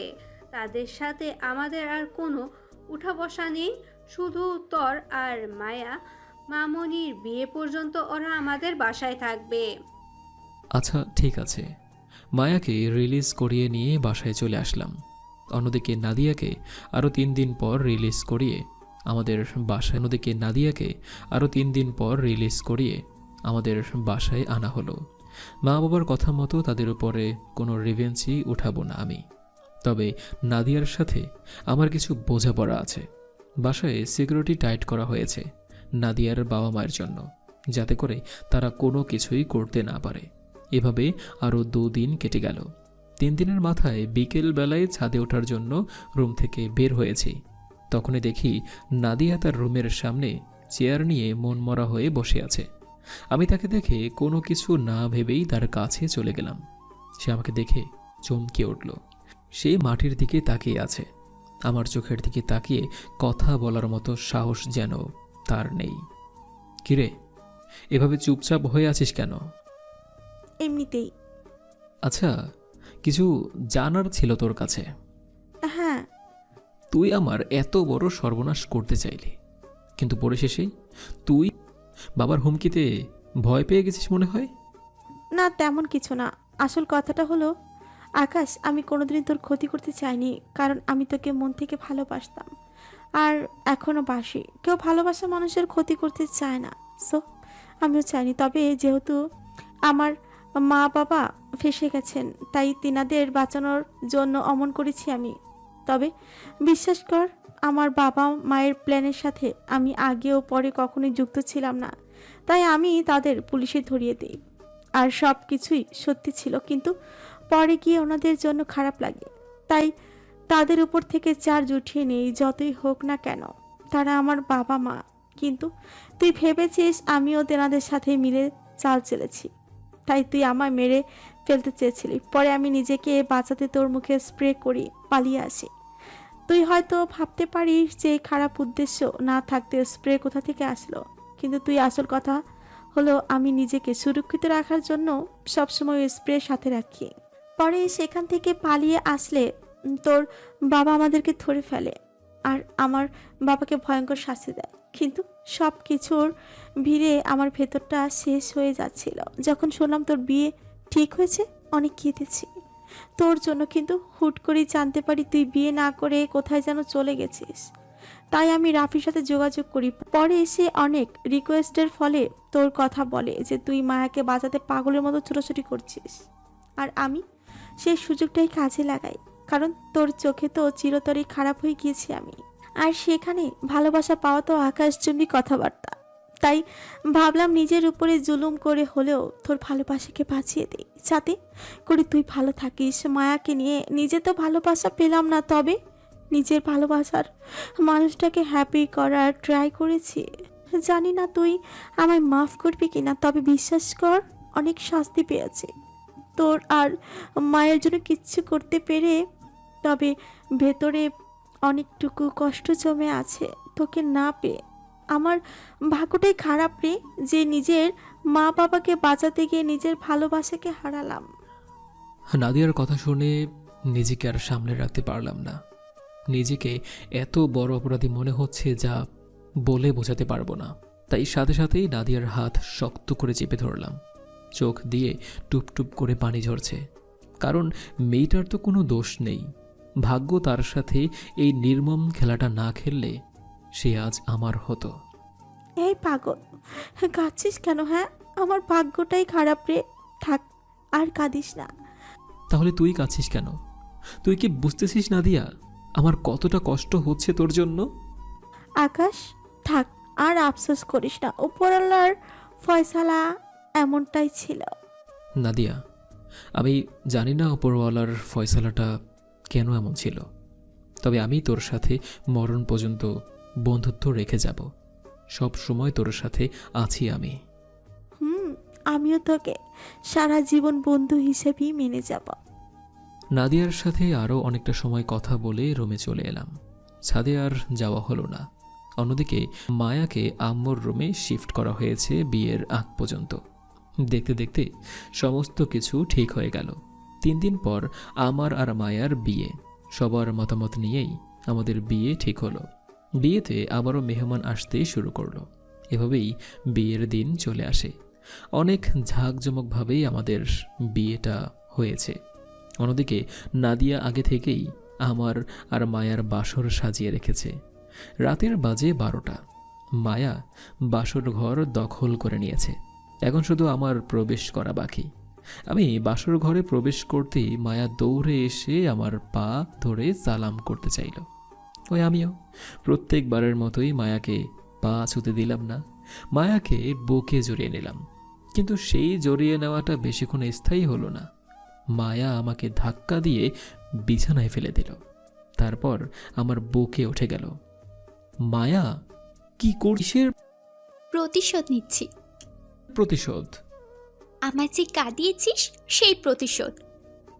মায়া আকাশের উপর একদম শাড়ি গহনাগাটি সব সহ নিয়ে ঝাঁপিয়ে পড়ে। তারপর আকাশকে জড়িয়ে ধরে ওর ঠোঁট জোড়া নিজের দখলে করে নেয়। অন্যদিকে আকাশ তো পুরো অবাক মায়ের কাণ্ড দেখে, কারণ সে শুনেছে পুরুষরা বাসর ঘরে মেয়েদের লাজ ভাঙ্গায়, কিন্তু এখানে তো তার উল্টো হচ্ছে। এই যেন কোনো এক বউ তার স্বামীর সাথে বাসর করছে। মায়া আকাশের ঠোঁটে চুমুক খেতে খেতে ঠুস করে একটা কামড় বসিয়ে দেয়, আর কামড়ের প্রতিক্রিয়া এমন ছিল যে আকাশের ঠোঁট কেটে রক্ত বের হয়ে যায়। কিন্তু মায়ার কোনো হুঁশ জ্ঞান নেই, সে চুমু খেয়েই চলেছে। আর আকাশ অসহায়ের মতো বিছানায় শুয়ে আছে। এই যেন এক নারীর বাসর, কিন্তু আকাশও কম না। মায়া তো শুধু তার ঠোঁটে স্পর্শ করেছে, কিন্তু আকাশ মায়ের পুরো শরীরে স্পর্শ করতে শুরু করে। এবার মায়া পুরোপুরি পাগল হয়ে যায়। সে শরীরের সমস্ত শক্তি দিয়ে আকাশকে নিজের বাহুডোরে জড়িয়ে ধরে। এই ভালোবাসার মুহূর্ত যেন কবু শেষ না হয় তাদের জীবন থেকে। অটুট থাকুক সকল ভালোবাসার সম্পর্কগুলো, অটুট থাকুক সকল প্রেমীদের মনের ভালোবাসা। এভাবেই শেষ হলো আরও একটা গল্প কাহিনী। সমাপ্ত। সো ভিউয়ার্স, পুরো গল্পটি আপনাদের কাছে কেমন লেগেছে অবশ্যই কমেন্ট করে জানিয়ে যাবেন।